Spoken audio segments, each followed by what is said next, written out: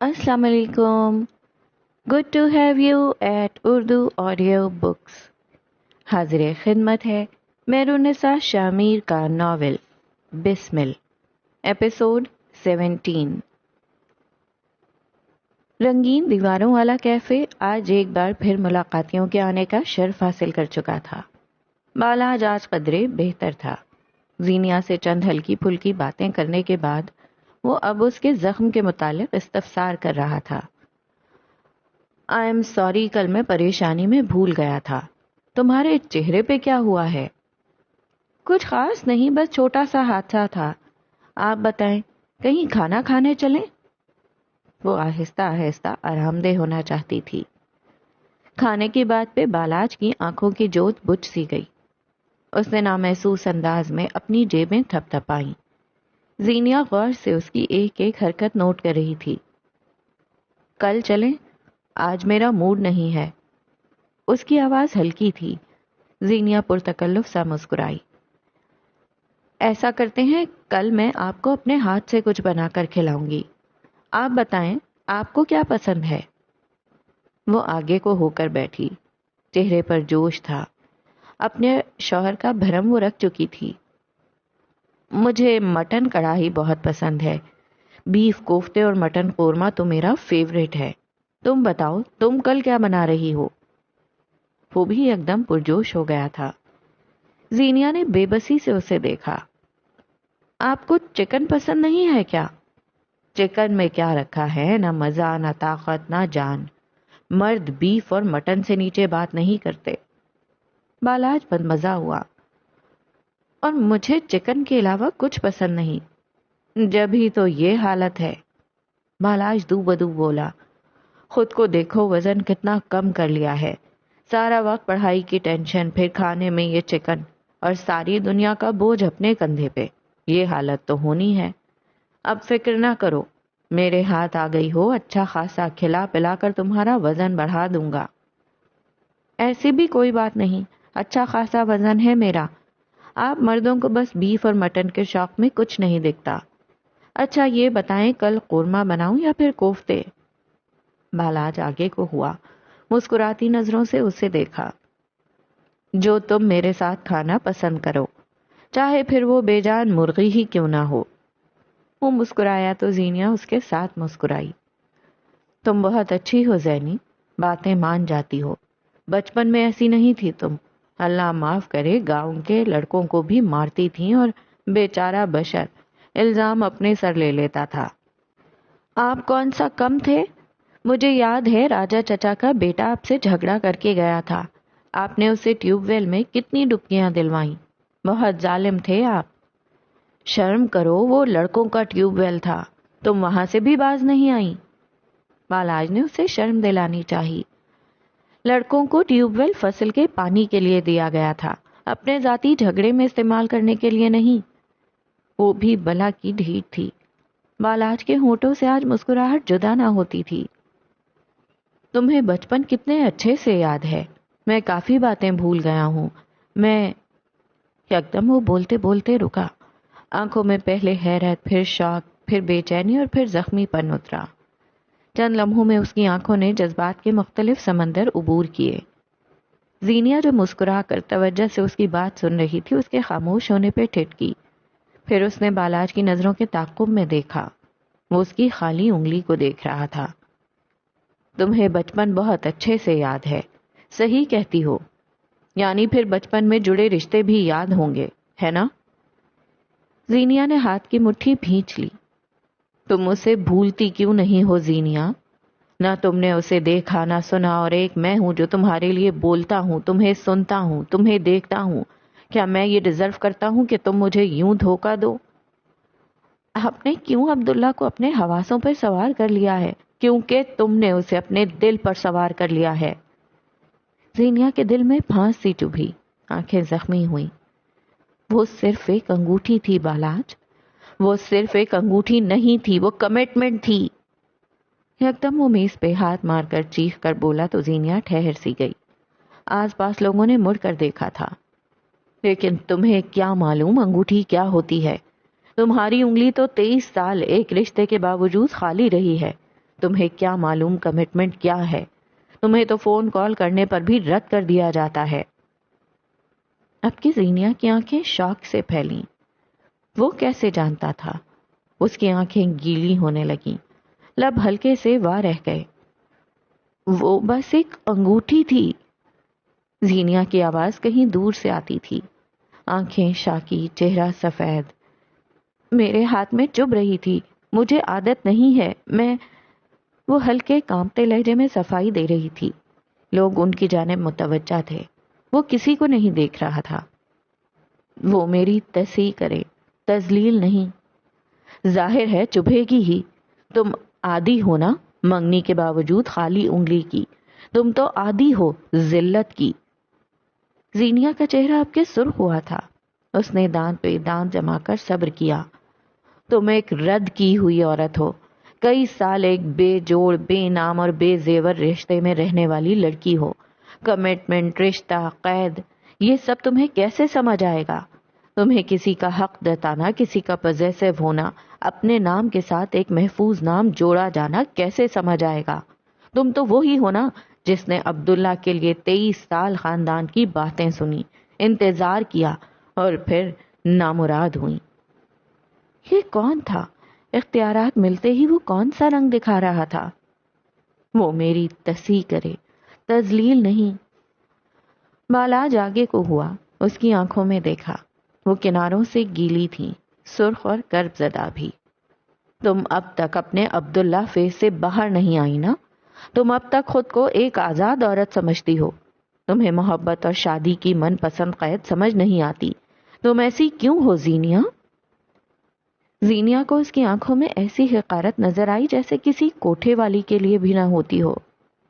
زینیا نے سارے کے سارے آنسو اندر اتارے، آنکھیں ایک بار پھر ملکہ بد کی آنکھیں ہوئیں۔ نہ تم مجھے خرید کر لائے ہو، نہ میں تمہاری زر خرید غلام ہوں، اور نہ ہی تم وہ شوہر ہو جس کے لیے میں نے خواب دیکھے ہوں۔ ہم دونوں کی شادی معاہدہ ہے، میں یہاں تمہارے ساتھ ہوں تو تمہاری بہن میرے بھائی کے ساتھ ہے، بھولنا مت۔ وہ انگلی اٹھا کر وارن کر رہی تھی، لہجہ بلند نہیں تھا مگر ہلکا بھی نہیں تھا۔ وٹے سٹے کی شادیوں میں جو کچھ ہوتا ہے اس سے تم بھی واقف ہو اور میں بھی، اس لیے بالاج یوسف میر۔ وہ دونوں ہاتھ میز پہ رکھے آگے کو جھکی۔ میرے ساتھ تمیز سے پیش آؤ، مجھے تانے مت دو اور میری عزت کرو، ورنہ میری ایک فون کال 3 گھر برباد کر دے گی، اور تم جانتے ہو میں ایسا کر سکتی ہوں۔ تم مجھے دھمکی دے رہی ہو، ڈرا رہی ہو مجھے؟ اس نے بازو سینے پہ باندھے تندہی سے پوچھا۔ آس پاس سے بے نیاز وہ 2 بدو تھے۔ جو تم سمجھو۔ معاہدے کی شادی میں ڈر بھی رکھو، خوفزدہ بھی رہو، پابند بھی اور تمیزدار بھی، ورنہ اگر یہی عمل وہاں گوادر میں دہرایا گیا تو تمہیں برا لگ جائے گا۔ کہتے ہوئے اس نے جھپٹ کر بیگ اٹھایا، ایک سخت جتاتی نظر بالاج پہ ڈالی اور کیفے سے باہر نکل گئی۔ بالاج جو مرضی کر لیتا، حقیقت یہی تھی کہ اس ایک شادی سے کئی اور تعلق جڑے تھے جن کو توڑنا فی الحال اس کی جرت نہ تھی۔ سرخ بس میں سوار وہ افسردگی سے کھڑکی سے ماتھا ٹکائے ہوئی تھی۔ روشنیاں، کھانے کی خوشبو، کافی شاپس اور سڑک کے اطراف میں چلتے پھرتے لوگ آج بھی پہلے جیسے تھے۔ اگر کچھ بدلا تھا تو زینیا حاکم کا چہرہ۔ وہ بالاج سے ملنے خوشی خوشی گئی تھی۔ واپسی ویسی نہیں تھی جیسی اس نے چاہی تھی۔ کئی بار انسان اپنی بنائی فینٹیسی میں اتنا آگے چلا جاتا ہے کہ حقیقت اسے غیر حقیقی لگنے لگ جاتی ہے۔ چلتی بس ایک جگہ رک گئی تھی۔ سامنے سڑک پہ کسی امیر زادے کی لمبی گاڑی خراب کھڑی تھی۔ کنڈکٹر اب بڑی شان سے اپنی بس میں بٹھا رہا تھا۔ زینیا یوں ہی ماتھا شیشے سے ٹکائے بیٹھی رہی۔ امیر زادے کے آنے سے بس میں دبا دبا جوش بڑھ گیا تھا۔ آوازیں اس کے کانوں میں پڑ رہی تھیں۔ وہ بے حس بیٹھی رہی۔ اس کے پاس اس اسپیکر سے زیادہ بڑے مسائل تھے۔ چند لمحوں بعد اسے اپنے قریب حرکت محسوس ہوئی۔ کسی نے 2 نشستوں کے درمیان ایک بیگ رکھا تھا تاکہ فاصلہ ہو سکے۔ اس کے آنے سے آس پاس مہنگی خوشبو پھیل گئی تھی۔ سرکار، شیشہ لگ جائے گا؟ سبز آنکھوں والے مرد کی ہلکی آواز پہ بھی وہ نہیں مڑی، بس یوں ہی بے حس و حرکت شیشے پہ ماتھا گرائے سیٹ پہ آگے کو ہوئی بیٹھی رہی۔ جہاں تک مجھے یاد پڑتا ہے تم ایک حلال ڈیٹ پہ گئی تھی، پھر ایسا کیا ہوا کہ یوں حرام شکل بنائے بیٹھی ہو؟ وہ اپنے موبائل پہ انگلیاں چلاتے ہوئے پوچھ رہا تھا۔ ایک دنیا تھی جسے مہدی کمبیر کو جاننا تھا، سننا تھا، اس کے مسائل حل کرنے تھے، اپنے مسائل اسے سنانے تھے، لیکن وہ یہاں اس بس میں بیٹھا اس کا مسئلہ جاننا چاہتا تھا جو سیدھے منہ جواب بھی نہیں دیتی تھی۔ بیچارے مرد، جھگڑا ہوا ہے، وجہ کیا تھی؟ دوسری عورت، اس کی کنجوسی، یا پھر تمہارا ڈھیٹ پن؟ اس نے ایک بار پھر کریدا۔ شک کرتا ہے مجھ پہ؟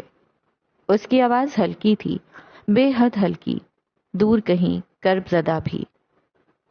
اسے لگتا ہے میں آج بھی اپنے ماضی کو یاد رکھے ہوئے ہوں، حالانکہ میں ماضی بھلا نہیں سکی تو اس پہ بے حد ضرور ہو چکی ہوں۔ زینیا حاکم وہ لڑکی نہیں تھی جو یوں بس میں بیٹھے اپنا حال سنا دے، لیکن اس وقت اس کے جسم، دماغ اور دل پہ بہت بوجھ تھا۔ وہ اس سے چھٹکارا چاہتی تھی۔ انسان کئی دفعہ اپنی شخصیت کے برعکس بھی کام کر لیا کرتے ہیں۔ میں اپنے ہر عمل سے اس کو خوش کرنا چاہتی ہوں، لیکن وہ میرا ماضی نہیں بھولتا۔ میں چاہتی ہوں وہ بھول جائے، میں بھی بھول جاؤں، میرا اور میرے شوہر کا تعلق بچ جائے، باقی سب ختم ہو جائے۔ وہ گویا اپنے آپ سے کہہ رہی تھی، تمہاری کوشش غلط ہے، تم ماضی کو اپنی زندگی سے نکالنے میں ہلکان ہوئی جا رہی ہو، لیکن حقیقت یہی ہے کہ تم آج بھی اس سے نکل نہیں سکی، کوئی انسان نہیں نکل سکتا۔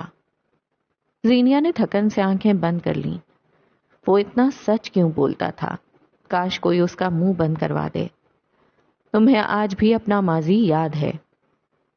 مجھے وہ شخص اصبر ہے، وہ بڑبڑائی، آواز مہدی کے کانوں تک نہیں گئی۔ تم گلٹی ہو زینیا، تم کوشش کر رہی ہو کہ اپنے شوہر کے سامنے نارمل رہ سکو، ماضی سے بہت دور۔ تم اپنے تعلق میں کوشش کر رہی ہو، لیکن غلط۔ انسان اور اس کا ماضی ہمیشہ ساتھ رہتے ہیں۔ الفاظ اسلام آباد کی ہواؤں میں امر ہو گئے۔ ٹیک اٹ ایزی، تم ماضی کو کھرچ نہیں سکتی۔ شادی میں اگر تمہیں ماضی یاد آتا بھی ہے تو اس میں گلٹی ہونے کی ضرورت نہیں۔ سوچوں پہ انسان کا اختیار نہیں ہوتا، میرا بھی نہیں ہے۔ وہ کھڑکی سے ماتھا ٹکائے زیر لب بولی، اس کی آواز زکام زدہ تھی۔ زینیا حاکم ہرٹ ہوئی تھی، حد سے زیادہ ہرٹ۔ کیا تم ماضی میں واپس جانا چاہتی ہو یا اپنے حال میں خوش ہو؟ میں بالاج کے ساتھ خوش رہنا چاہتی ہوں۔ واپسی کے خیال کو میرے دل نے ہمیشہ رد کیا ہے۔ اب کہ اس کی آواز مہدی کے کانوں میں پڑی، وہ ہنوز ٹائپ کر رہا تھا۔ اس کے چہرے پہ اسکرین کی روشنی پڑ رہی تھی۔ بس میں جلتی سرخ بتی اور اسکرین کی روشنی مل کر ایک الگ ہی نئی دنیا بنا رہی تھی۔ تمہاری وفاداری یہیں سے ثابت ہو جاتی ہے۔ اب خود کو مزید مت تھکاؤ، تم غلط نہیں ہو۔ برا ماضی خوشحال مستقبل کی راہ میں ضرور آتا ہے۔ Toxic ex, you know. Zeenia خاموش ہو گئی، جیسے سارے جواب مل گئے ہوں۔ مہدی بھی چند پل خاموش رہا، پھر اس کی آواز ابھری، تمہارے کس عمل نے اسے ٹریگر کیا؟ زینیا نے خاموشی سے اپنا ہاتھ اس کے آگے کیا۔ رنگ فنگر پہ زخم تھا، گول دائنے میں بنا زخم، کھال ادھر چکی تھی۔ میں نے اس کی دی ہوئی انگوٹھی اتار دی۔ یہ تو پھر واقعی غلط کیا، لیکن اس نے تم سے زیادہ غلط کیا۔ اسے تصحیح کرنی چاہیے تھی، تذلیل نہیں۔ زینیا نے ایک جھٹکے سے گردن موڑ کر اپنے ساتھ بیٹھے آدمی کو دیکھا۔ وہ اسے نہیں دیکھ رہا تھا۔ زینیا کو لگا وہ شخص شاید اسے اندر تک جان گیا تھا۔ کئی لمحے وہ سانس لیے بغیر اسے دیکھے گئی۔ اسے اس شخص سے خوف آیا تھا۔ شادی کے شروعاتی دنوں میں، چاہے شادی کے 10 سال بعد تک، مرد اپنے دیے ہوئے تحائف کے معاملے میں پوزیسو ہوتا ہے۔ وہ کبھی نہیں چاہتا کہ اس کی بیوی اس کے تحائف کی ناقدری کرے۔ گو کہ تم نے نہیں کی، لیکن میں نے کہا نا، ماضی کئی بار خوشحال مستقبل کی راہ میں آ جاتا ہے۔ کچھ چیزیں تم بدل لو، کچھ وہ اچھی کٹ جائے گی۔ سادہ، مخلص اور نرم لہجہ۔ میں ہر بار اس کی برداشت کرتی رہوں گی تو اس کی امیدیں بڑھ جائیں گی اور تعلق خراب ہوگا۔ تم اس کی نہ مان کر بھی تعلق خراب کرو گی۔ غصے میں، ضد میں، نقصان بس تعلق کا ہوتا ہے۔ اسے سمجھاؤ، تسلی سے، نرمی سے۔ شادی کے شروع میں ایک دوسرے کو وقت دو، فاصلے نہیں۔ زینیا نے اب کے جواب نہیں دیا۔ وہ اگلے انسان کو تب تک سن سکتی ہے جب تک وہ اس کے حق میں بولے۔ سچ کڑوا ہوتا ہے اور کڑواہٹ اسے پسند نہیں تھی۔ بس اگلے اسٹاپ پہ آ کر رکی۔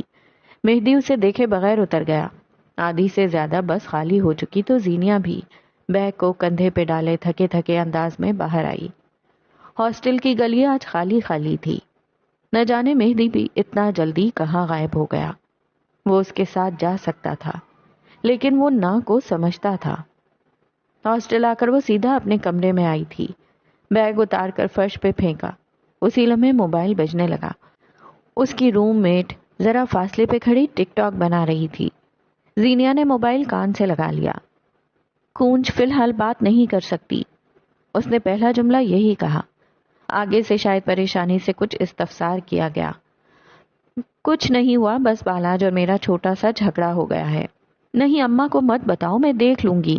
ہاں اب فون رکھو۔ بیزاری سے کہتے ہوئے اس نے کال کاٹ دی۔ کچھ دیر یوں ہی پڑے رہنے کے بعد وہ اٹھ بیٹھی۔ دراز سے وہی سونے کی انگوٹھی باہر نکالی۔ پھر اپنا ہاتھ دیکھا۔ لمبی سفید انگلیاں، لمبے ناخن اور نیلا نیل پینٹ۔ چند لمحے وہ یوں ہی اپنے خالی ہاتھ کو دیکھتی رہی۔ پھر اس نے انگوٹھی اپنی انگلی میں پہن لی۔ ذرا سی جدوجہد، ذرا سی تکلیف، لیکن کمٹمنٹ بعض دفعہ تکلیف دہ ہوتی ہیں۔ اس نے مان لیا تھا۔ اس نے اپنا ہاتھ بلند کر کے دیکھا۔ کئی لمحے خالی خالی نظروں سے وہ اپنی انگلی کو دیکھتی رہی۔ پھر اپنا موبائل اٹھا کر ایک تصویر اتاری۔ اب کہ اس کے ہاتھ تیز تیز موبائل پہ انگلیاں چلا رہے تھے۔ واٹس ایپ پہ اب اس کا انگوٹھی والا ہاتھ تھا۔ کئی بار کمٹمنٹ تکلیف دہ ہوتی ہے لیکن انسان ان کا عادی بن جاتا ہے اگر وہ چاہے۔ اس نے خود کو ایک بار پھر پلنگ پہ گرا دیا۔ تقریباً آدھے گھنٹے بعد اسے کوئی لڑکی بلانے آئی تھی۔ باہر اس سے کوئی ملنے آیا تھا۔ زینیا حیرت سے باہر آئی۔ ہاسٹل کے گیٹ سے ذرا فاصلے پہ اسے حیرت کے شدید جھٹکے لگے تھے۔ بالاج گیٹ کے باہر یہاں سے وہاں چکر کاٹ رہا تھا۔ زینیا کو دیکھ کر وہ رکا۔ رنگت ذرا سی بحال ہوئی۔ وہ بے چینی سے آگے بڑھایا۔ میں تمہیں کیفے کے باہر ڈھونڈ رہا تھا۔ زینی تم کہاں چلی گئی تھیں؟ میں 2 گھنٹے سے پاگلوں کی طرح تمہیں ڈھونڈ رہا ہوں۔ وہ فکر مندی سے کہہ رہا تھا۔ اسٹریٹ پولز کی روشنی میں اس نے زینیا کا بے تاثر چہرہ دیکھا۔ پھر دھیرے سے پہلو میں گرا اس کا ہاتھ اپنے ہاتھ میں لیا۔ تمہیں میرے لیے تکالیف جھیلنے نہیں دوں گا۔ کمٹمنٹ یہ انگوٹھی نہیں، تمہارا ساتھ ہے۔ I am sorry Zeeni. وہ واقعی پشیمان تھا۔ اس نے ایک ہاتھ سے اپنی انگلی میں پہنی انگوٹھی اتاری اور پھر زینیا کی انگلی میں پہنا دی۔ وہ زخمی کر دینے والی انگوٹھی اب ہاتھ سے اتر چکی تھی۔ یہ انگوٹھی کھلی تھی، آزاد، اور بس آزاد۔ میں کچھ پریشان ہوں زینی، بس میری کچھ باتیں نظر انداز کر دیا کرو یا پھر میری اصلاح کر دیا کرو۔ میں تمہیں کھونا نہیں چاہتا، کسی قیمت پہ نہیں۔ تم اب ٹھیک ہو نا؟ وہ کہتے کہتے رکا، متذبذب سی نظریں اٹھا کر اسے دیکھا۔ زینیا چند لمحے اسے دیکھتی رہی، پھر مسکراہٹ دبائے اپنا ہاتھ اس کے سامنے کیا۔ انگوٹھی اتنی کھلی تھی کہ انگلی سے نکل جانے کا خدشہ تھا۔ بالاج نے بے بسی سے اسے دیکھا۔ میں اس وقت اتنا کنگال ہوں کہ نئی رنگ بھی نہیں دلا سکتا۔ اس نے زینیا کا ہاتھ اپنے ہاتھ میں لیا۔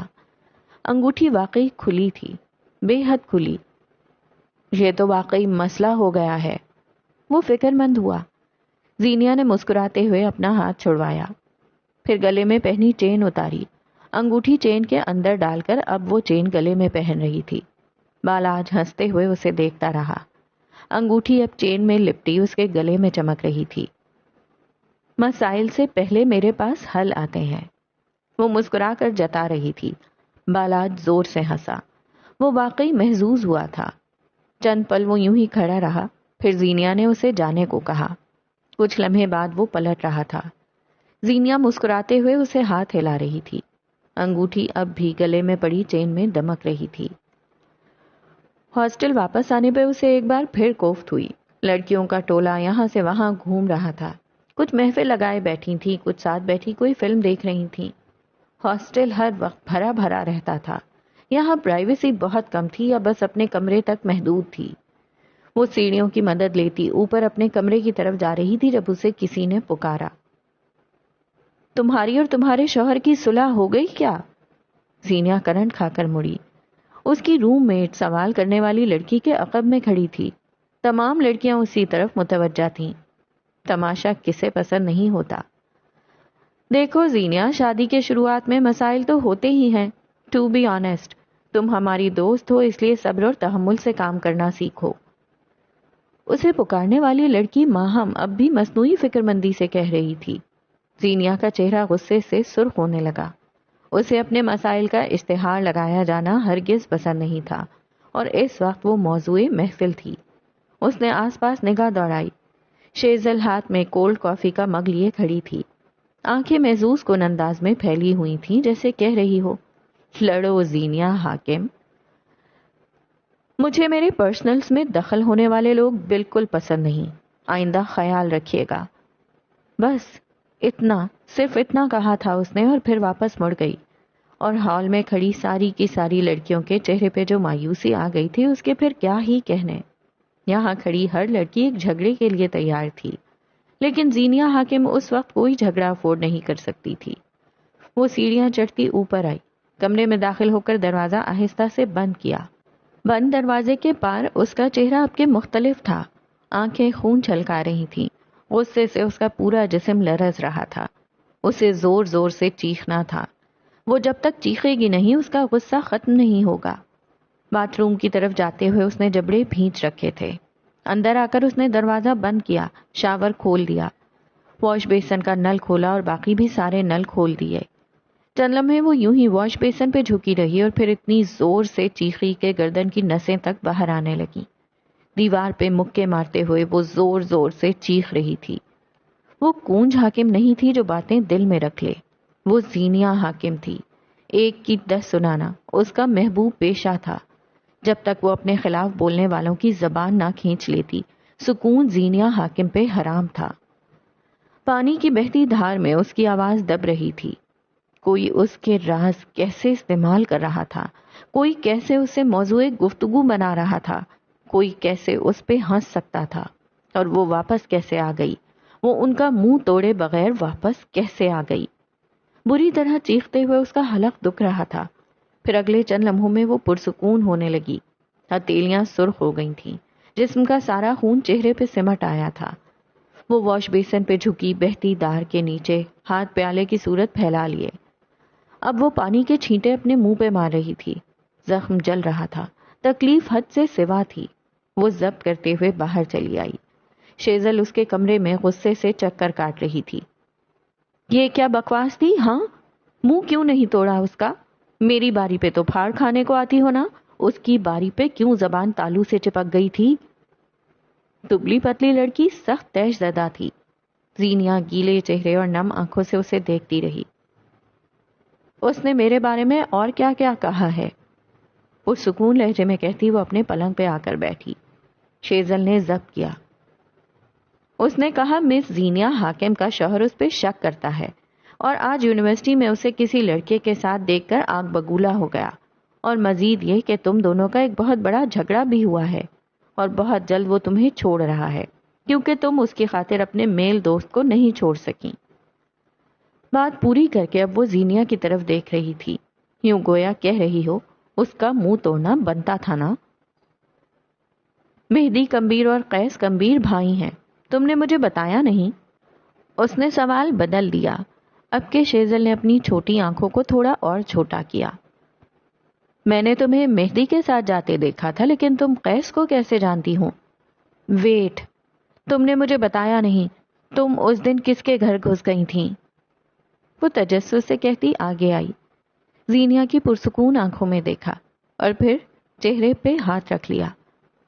مجھ سے ہرگز یہ مت کہنا کہ تم لوسیفر سے ملی ہو، یعنی قیس۔ او مائی گاڈ، لوسیفر تمہیں گھر چھوڑنے آیا تھا، اس نے تمہاری مدد کی؟ Can't believe it. جوش اور بے یقینی سے اس کی آواز بدل رہی تھی۔ تم اس کے ساتھ نک نیم ٹرمز پہ ہو؟ تم اسے جانتی ہو؟ اس کی بات پہ شیزل ذرا دیر کو خاموش ہو گئی۔ وہ میرے دشمن کا دوست ہے، شیزل ہلکی آواز میں بولی۔ اور کالج میں میرا سینئر تھا، شاید دوست جیسا یا شاید نہیں۔ میں اس سے کچھ بھی کہہ سکتی ہوں، وہ مجھ سے کچھ بھی مانگ سکتا ہے۔ ہم دونوں ایک دوسرے کو مصیبت میں کال کر لیتے ہیں لیکن سالگرہ پہ نہیں۔ ہم ایک دوسرے سے لڑ سکتے ہیں لیکن اگر کوئی ہم سے لڑے تو اسے چیر پھاڑ سکتے ہیں۔ لوسیفر، وائرس اور میں ٹرائیو تھے، دنیا کا سب سے عجیب و غریب ٹرائیو۔ ہم مہینوں بات نہیں کرتے لیکن پھر جب ملتے ہیں تو ہماری انرجی سیم ہوتی ہے۔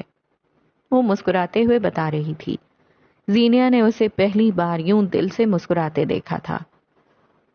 اس روز مجھے معلوم نہیں تھا کہ وہ گھر کسی قیس کمبیر کا ہے اور وہ قیس مہدی کا بھائی ہے۔ قیس کیسا آدمی ہے؟ آخر میں زینیا واقعی جاننا چاہتی تھی۔ جتنی مدد وہ تمہاری کر چکا ہے اتنی تو اپنے باپ کی بھی نہیں کرتا۔ شاید اسے اپنا کوئی فائدہ نظر آیا ہو۔ زینیا نے اس کی بات اچک لی۔ شیزل نے سر کو نفی میں ہلایا۔ اس نے اپنے ماضی کے زیر اثر تمہاری مدد کی ہوگی۔ اسلام آباد اس کے ساتھ مہربان نہیں رہا، یہاں کے لوگ اس کے ساتھ مخلص نہیں رہے۔ زینیا نے پہلی بار شیزل کو کسی کے لیے اداس دیکھا تھا۔ اس کے ساتھ ایسا کیا ہوا تھا؟ زینیا آگے کو ہو بیٹھی۔ شیزل مسکرا کر اس کی طرف جھکی۔ ہماری خوبیوں میں ایک اور خوبی، ہم ایک دوسرے کے راز نہیں کھولتے۔ اور اگر کھول دو تو؟ زینیا پراسرار ہوئی۔ شیزل کی آنکھوں کی جوت بجھ گئی، مسکراہٹ البتہ برقرار رہی۔ پھر ہم ایک دوسرے کو جان سے مار سکتے ہیں۔ اسے اپنی ہی آواز کھوکھلی لگی۔ تم کہتی ہو ماضی میں اس کے ساتھ کچھ برا ہوا ہے، لیکن وہ اتنا ایول ہے، کوئی اس کے ساتھ کیا کر سکتا ہے؟ Evil isn't born, it's made۔ شیزل جتا کر بولی تو زینیا نے بات پلٹ دی۔ قیس کرتا کیا ہے؟ یوں اسے قیس پکارنا عجیب لگ رہا تھا لیکن معلومات اس کے لیے ضروری تھیں۔ ملک کے بہت بڑے فیشن برانڈ قیسم کا مالک ہے وہ۔ ٹیکسٹائل انڈسٹری میں اس کا سکہ بولتا ہے۔ یہ اس کا خاندانی کاروبار ہے جسے کئی سالوں سے وہ خود سنبھال رہا ہے۔ ان دونوں بھائیوں کا تعلق کیسا ہے؟ قیس نفرت کرتا ہے مہدی سے، اور وہ دونوں بھائی نہیں، کزنز ہیں، دنیا کے سب سے انوکھے کزنز۔ زینیا سوچ میں پڑ گئی۔ اسی لمحے اس کی روم میٹ کمرے میں داخل ہوئی۔ زینیا کو دیکھ اس کی رنگت ذرا سی اڑی تھی لیکن وہ کمال ڈھٹائی سے آگے بڑھائی، اپنے بیڈ پہ آلتی پالتی مار کر بیٹھ گئی اور موبائل سیٹ کر کے سامنے رکھا۔ وہ ویڈیو بنانے کو تیار تھی۔ زینیا غور سے اسے دیکھتی رہی۔ یہ لڑکی مجھے اپنے کمرے میں نہیں چاہیے، کل سے تم میری روم میٹ ہو۔ زینیا نے فیصلہ سنایا۔ سامنے کوئی کنیز تھوڑی تھی۔ شیزل سیمسن ایک تحفہ ہے جو ہر ایک کو نہیں ملتا۔ وہ ایک ایک لفظ پہ زور دیتی گئی، پھر رک کر زینیا کو دیکھا۔ اس سے لڑو، میں تمہیں لڑتے ہوئے دیکھنا چاہتی ہوں۔ زینیا مسکرائی اور اپنے بستر پر لیٹ گئی۔ زینیا ایسے نہیں لڑتی۔ چادر سر تر تانتے ہوئے وہ پرسکون تھی۔ میں نے تم جیسی بزدل عورت کہیں نہیں دیکھی۔ تمہیں چاہیے تھا اس سے لڑتی، اس کا منہ توڑ دیتی، لیکن زینیا ایسے نہیں لڑتی۔ وہ دونوں بیک وقت بولی تھیں، شیزل منہ بگاڑ کر اور زینیا مسکرا کر۔ دراز قد لڑکی کلستی ہوئی باہر چلی گئی اور زینیا نے مسکرا کر چھت کو تکا، پھر دھیرے سے دہرایا، زینیا ایسے نہیں لڑتی۔ فجر کی اذانیں بلند ہوئیں تو سارے میں گویا نور پھیل گیا۔ ہاسٹل کے کمرے میں زینیا اپنے بیک گراؤنڈ سے ٹیک لگائے بیٹھی تھی۔ گود میں لیپ ٹاپ تھا اور وہ اس وقت کوئی ہارر فلم دیکھ رہی تھی۔ ہارر فلم اور زینیا بڈیز تھے۔ لائٹس بند کر کے، پاپ کارن ساتھ رکھ کر، آدھا کمبل خود پہ ڈالے، اگر ہر ہفتے اس نے ہارر فلم نہ دیکھی اور پھر دیکھ کر 4 راتیں سکون سے سو نہ سکی، پھر وہ زینیا ہونے سے غداری کرے گی۔ فلم ختم ہو چکی تو اس نے کمبل پیروں سے ہٹایا۔ آج اتوار تھا اور اس کی چھٹی تھی۔ وہ بیلکنی میں چلی آئی۔ اکا دکا گھروں کی بتیاں جل رہی تھیں، ورنہ گلی سنسان تھی۔ صبح کے وقت اچھی سردی ہو جاتی تھی۔ وہ اپنی شال اوڑھے نیچے چلی آئی۔ آنٹی نماز پڑھ کر اب فارغ ہوئی تھیں اور اب پارک جا رہی تھیں۔ یہ ان کا روز کا معمول تھا۔ فجر سے ذرا دیر بعد وہ قریبی پارک چلی جاتیں، واک اور کسرت کرتی اور پھر روشنی ہونے سے پہلے واپس لوٹ آتی۔ زینیا نے آنٹی سے کچھ تصاویر لینے کی اجازت لے کر ان کے ساتھ چلنے کے لیے تیاری کی تھی۔ اب وہ گلی میں ان کے ساتھ چل رہی تھی۔ کئی بار اس نے رک کر کچھ تصاویر بھی لی تھیں۔ پارک آ کر آنٹی اپنے کام میں لگ گئیں۔ آس پاس کی چند اور عورتیں اور مرد بھی اسی طرف آنے لگے تھے۔ آنٹی اب ان کے ساتھ تھیں۔ زینیا ایک سنگی بینچ پر آ کر بیٹھ گئی۔ کسی خیال کے تحت اس نے گردن اٹھا کر دیکھا تو ٹھہر سی گئی۔ وہ سامنے سے چلا آ رہا تھا، وہی جس نے اس کی گردن پہ پستول رکھی تھی، اور وہی جس نے اسے اپنے گھر کے راز دیے تھے۔ اس کے کس تاثر پہ یقین کرے اسے سمجھ نہ آیا۔ وہ اسے دیکھ کر مسکرایا تھا۔ شناسائی یا دوستی والی مسکراہٹ نہیں، وہ طنزیہ مسکرایا تھا۔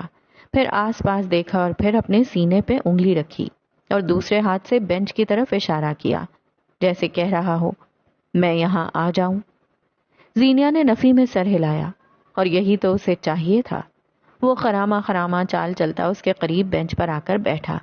زینیا نامحسوس انداز میں بینچ کے آخری سرے پہ ٹک گئی۔ گڈ مارننگ اسمگلر، امید ہے آپ کا کام اچھا جا رہا ہوگا۔ گڈ مارننگ سیورس، امید ہے تم اس وقت میرا موڈ خراب نہیں کرو گے۔ زینیا نے آس پاس نظر دوڑائی، کوئی اس طرف متوجہ نہیں تھا، پھر بھی وہ اٹھ کھڑی ہوئی۔ بات کرنی ہے، میرے ساتھ چلو۔ قیس اسے اٹھ کر آگے جاتا دیکھتا رہا۔ وہ ذرا دور گئی تو وہ بھی اپنی جگہ سے اٹھ کر اس کی تقلید میں قدم اٹھانے لگا۔ اب وہ دونوں جاگنگ ٹریک پہ تھے۔ اطراف میں کھڑے اونچے درختوں نے ان کی شناسائی کا راز چھپا لیا۔ زرد پتے ہر طرف بکھرے ہوئے تھے۔ ملگجا سا اندھیرا عجیب پر اسراریت لیے ہوئے تھا۔ تم نے اس روز مجھے بچایا کیوں؟ وہ اس کے ساتھ چلتے ہوئے پوچھ رہی تھی۔ میں تمہیں جواب دے نہیں ہوں، ہاں البتہ اگر تمہیں پکڑے جانے کا شوق ہے تو میں پولیس کو کال کر دیتا ہوں۔ تم مسلسل مجھے بچا رہے تھے، مجھے جاننے کا حق ہے کیوں؟ فکر مت کرو، اتنی خوبصورت نہیں ہو کہ پہلی نظر میں تمہاری محبت میں مبتلا ہو جاؤں اور پھر تمہاری مدد کرنے لگوں۔ زینیا کے کان سرخ ہو گئے۔ وہ چلتے چلتے رک گئی۔ وہ اصل یہ بغیر اسے دیکھتا رہا۔ اس کا جھیپ جانا وہ نوٹ کر چکا تھا۔ کسی نے تمہیں تمیز نہیں سکھائی شادی شدہ عورت سے کس طرح بات کرتے ہیں؟ اپنے بارے میں کیا خیال ہے؟ کسی نے تمہیں نہیں سکھایا کہ کئی کلو منشیات لے کر ایک شریف انسان کے گھر میں نہیں گھس جاتے؟ زینیا کا جی چاہا تھا کاش وہ اس کا منہ نوچ سکتی، مگر تم اور شریف دو الگ الگ باتیں ہیں۔ جس طرح سے تم نے اس ساری صورتحال کو ہینڈل کیا، یوں لگا تھا تم پیدائشی شیطان ہو۔ قیس کے چہرے پہ سایہ سا لہرایا۔ دیو قامت درختوں نے اس کے دل کے بوجھل ہونے کا راز سینے میں رکھ لیا۔ Evil isn't born, it's made۔ ہلکی، بے حد ہلکی آواز تھی اس کی۔ ماضی فلیش بیکس کی صورت آنکھوں کے آگے چلنے لگا۔ وہ سر جھٹک گیا۔ تم نے اس روز مجھے بچایا، اس کے لیے شکریہ۔ کیا اب آگے کی بات کریں؟ اس نے بات پلٹ دی۔ ہاں، اس روز تم نے مجھے پھنسانے میں اور ذلیل کروانے میں کوئی کسر نہیں چھوڑی۔ اس کے بعد مجھ سے بدتمیزی بھی کی۔ 4 دن بعد شکریہ بھی یاد آ گیا، لیکن خیر اب آگے بات کریں۔ وہ بازو سینے پہ باندھے کس قدر تابیداری سے پوچھ رہا تھا۔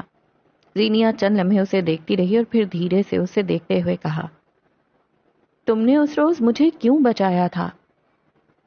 میں نے تمہیں نہیں، خود کو بچایا تھا۔ اس کی آواز ہلکی تھی، بے حد ہلکی۔ تم اس روز میرا ینگر سیلف تھیں۔ کئی سال پہلے اس شہر نے، یہاں کے لوگوں نے میرے ساتھ بہت برا کیا تھا۔ مجھے لگا تھا میرے لیے کوئی مسیحا آئے گا، نہیں آیا۔ اس نے گردن جھکا دی۔ ماضی ایک جھماکے سے یاد آنے لگا۔ کچھ بھی کہنا اب تکلیف دے رہا تھا۔ میری فیری ٹیل کبھی سچ نہیں ہو سکی، لیکن کچھ انسانوں کی فیری ٹیل سچ ہو جانی چاہیے۔ ان کے لیے مسیحا آ جانا چاہیے، ورنہ دنیا جذبات سے خالی ہو جائے گی اور معصوم لوگ میری طرح مانسٹرز بن جائیں گے۔ 14 سال پہلے قیس کو بچانے کوئی نہیں آیا، لیکن 14 سال بعد اس نے کسی کو بچا لیا۔ اس نے گردن اٹھائی۔ اس کی آنکھیں سرخ تھیں، رنگت نے چڑ چکی تھی، مگر آنکھیں جذبات سے خالی تھیں۔ تم نے مجھے مانسٹر بننے سے کیوں بچا لیا؟ میری فیری ٹیل سچ کرنے والے تم ہوتے کون ہو؟ جذبات کا اس کے ساتھ جیسے کوئی تعلق نہ رہا ہو۔ قیس گردن جھکا کر ہنس پڑا۔ اس سوال کا جواب فی الحال میرے پاس نہیں ہے، لیکن کیا تم یہ نہیں سمجھ سکتی کہ میں نے یہ سب انسانیت کے تحت کیا؟ غور سے میرے ماتھے پہ دیکھو، کہیں بے وقوف لکھا نظر آ رہا ہے کیا؟ قیس واقعی آگے کو ہوا، غور سے اس کا بے داغ ماتھا دیکھا۔ بے وقوف نہیں، لیکن ڈھیٹ لکھا ہے، صاف صاف جلی حروف میں۔ وہ سنجیدگی سے بولا۔ ابھی زینیا کچھ کہتی کہ اس کا موبائل بجنے لگا۔ اس نے قیس کو خاموش رہنے کا اشارہ کیا۔ بیگ سے فون نکالتے ہوئے اس نے کال اٹینڈ کر لی۔ قیس اس کے ساتھ کھڑا رہا۔ وہ اس کے چہرے پہ محتاط اور خوفزدہ تاثر دیکھ سکتا تھا۔ آپ کون بات کر رہے ہیں؟ آپ کو کیا لگا تھا مس زینیا حاکم؟ ہمارے تعلقات اتنے کمزور ہیں کہ آپ ہمارا مال اڑا لے جائیں اور ہمیں خبر بھی نہ ہو۔ آواز تھی کہ سور؟ زینیا نے اپنے قدموں سے جان نکلتی محسوس کی۔ فون پہ اس کی گرفت ڈھیلی پڑنے لگی۔ آواز قیس کے کانوں تک بھی گئی۔ 2 دن کا وقت ہے تمہارے پاس، ہمارا مال ہماری بتائی جگہ پہ چھوڑ کر چلی جاؤ، ورنہ ہاسٹل کا کمرہ، تمہارا کراچی سے آیا شوہر اور تمہاری اکیڈمی ہم سب سے واقف ہیں۔ وہ اب بھی کچھ نہ بولی، رنگت بری طرح نچڑ چکی تھی۔ قیس نے موبائل اس کے ہاتھ سے جھپٹ لیا۔ زینیا مزاحمت بھی نہ کر سکی۔ اگر پولیس کو بتانے کی کوشش کی یا پھر اگر کسی نے تمہاری پشت پناہی کرنے کی کوشش کی تو تمہارے ساتھ ساتھ اسے بھی مار دیں گے۔ اس کی پشت پناہی میں کر رہا ہوں اور مجھے مارنے کے لیے تمہیں خود 10 دفعہ پیدا ہو کر آنا پڑے گا۔ اس کی آواز سخت تھی، سامنے سے شاید کسی کو مرد کے بولنے کی توقع نہیں تھی۔ تمہیں صرف اور صرف ہاسٹل روم نمبر اور چند غیر ضروری چیزوں کا علم ہے، لیکن میں تمہاری قبر تک کا حساب تمہارے سامنے لا سکتا ہوں۔ ہماری بات اس لڑکی سے ہے، بیچ میں بولنے والے تم کون ہو؟ دوسری طرف سے ایک سخت کھردری آواز آئی۔ میں تمہارے اور اس کے بیچ میں کھڑا پہاڑ ہوں، گراؤ مجھے پھر اس تک آ جانا، لیکن یاد رکھنا میں وہی ہوں جس کے گھر میں پولیس کو تلاشی کے بعد بھی کچھ نہیں ملا۔ آئندہ اس نمبر پہ کال نہ کرنا، آج شام تک میں اس معاملے کا حل نکال لوں گا۔ ہمیں حل نہیں، بھرپائی چاہیے، ہمارا پیسہ وہ بھی اسی لڑکی سے۔ آج شام 5 بجے میرا انتظار کرنا، اب سے اس لڑکی کا معاملہ میرا معاملہ ہے۔ چبا چبا کر کہتے ہوئے اس نے کال کاٹ دی۔ زینیا بے دم سی سنگی بینچ پر بیٹھی تھی۔ فون بند کر کے اس نے زینیا کی طرف دیکھا۔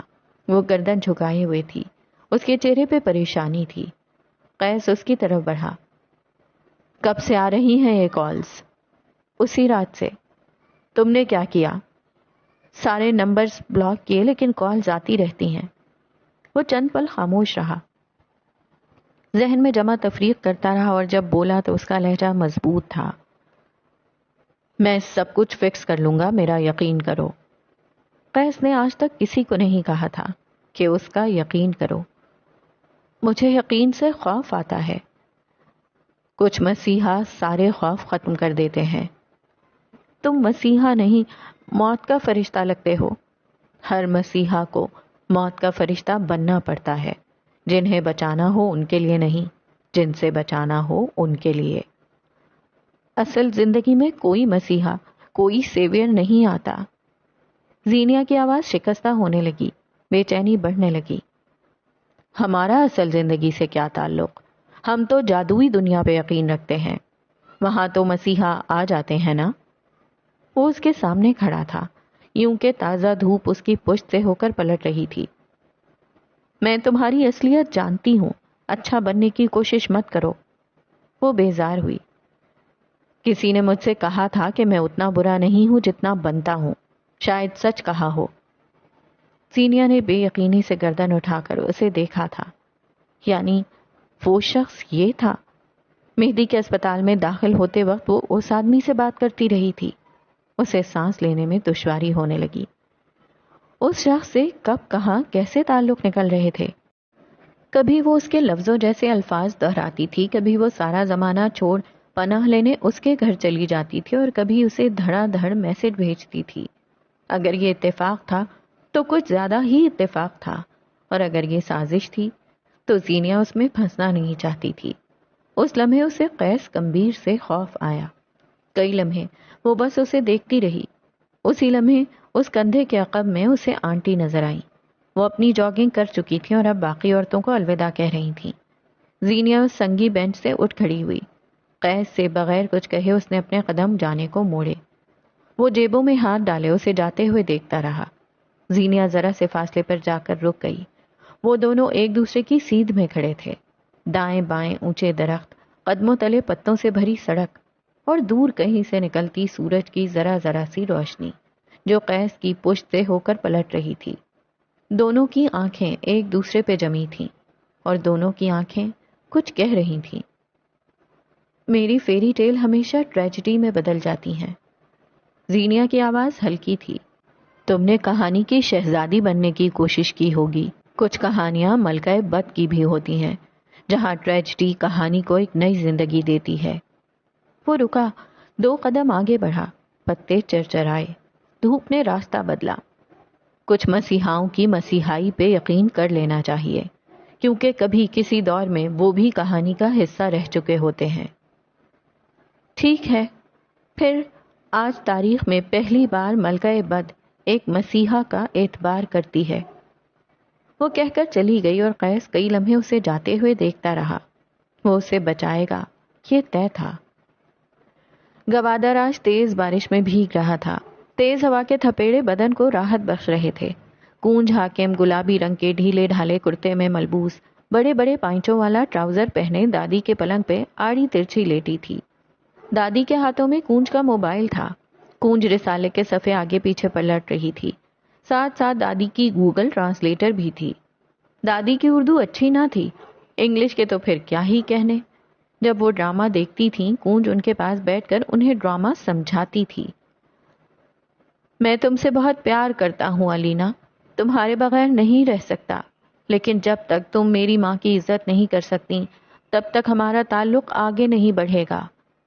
ہیرو نے بڑے ہی جوش سے ڈائلاگ مارا۔ کہہ رہا ہے تمہیں پسند کرتا ہوں، لیکن جب تک تم انسان کی بچی نہیں بنو گی تب تک مجھ سے واسطہ نہ رکھنا۔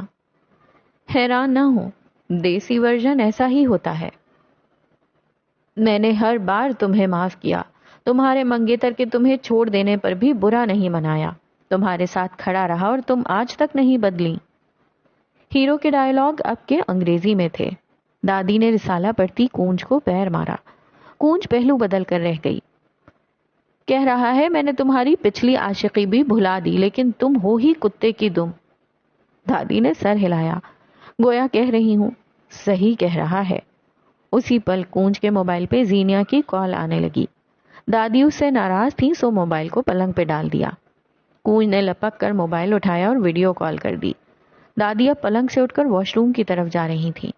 موبائل کے چوکھٹے پر اب زینیا کا چہرہ نظر آ رہا تھا۔ کونج یوں ہی الٹی لیٹی رہی۔ شرم نہیں آتی نا؟ بڑی بہن نے 2 لفظ کیا کہہ دیے، تم تو منہ پھلا کر ہی بیٹھ گئیں۔ میں ناراض نہیں تھی، بس تھوڑا مصروف تھی، میرے پیپرز ہو رہے ہیں۔ وہ واقعی ناراض نہیں تھی، البتہ شرمندہ ضرور تھی۔ یہ حالت کیا بنا کر رکھی ہے، انسان بن کر رہا کرو کونج۔ اس نے ناگواری سے اس کی حالت پہ چوٹ کی۔ کونج مسکرا دی۔ آج سنڈے ہے زینی، سنڈیز آر فن ڈیز۔ اسلام آباد میں بھی سنڈے ہی ہے، لیکن مجھے دیکھو۔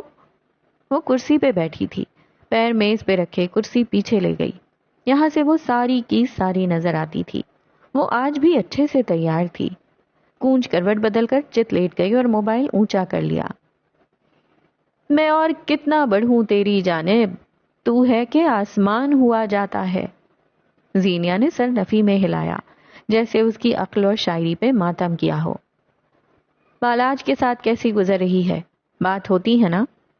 ٹھیک جا رہی ہے، اسے چھوڑو۔ نبیلہ باجی کو جو پیسے ادھار دیے تھے وہ واپس لے لیے؟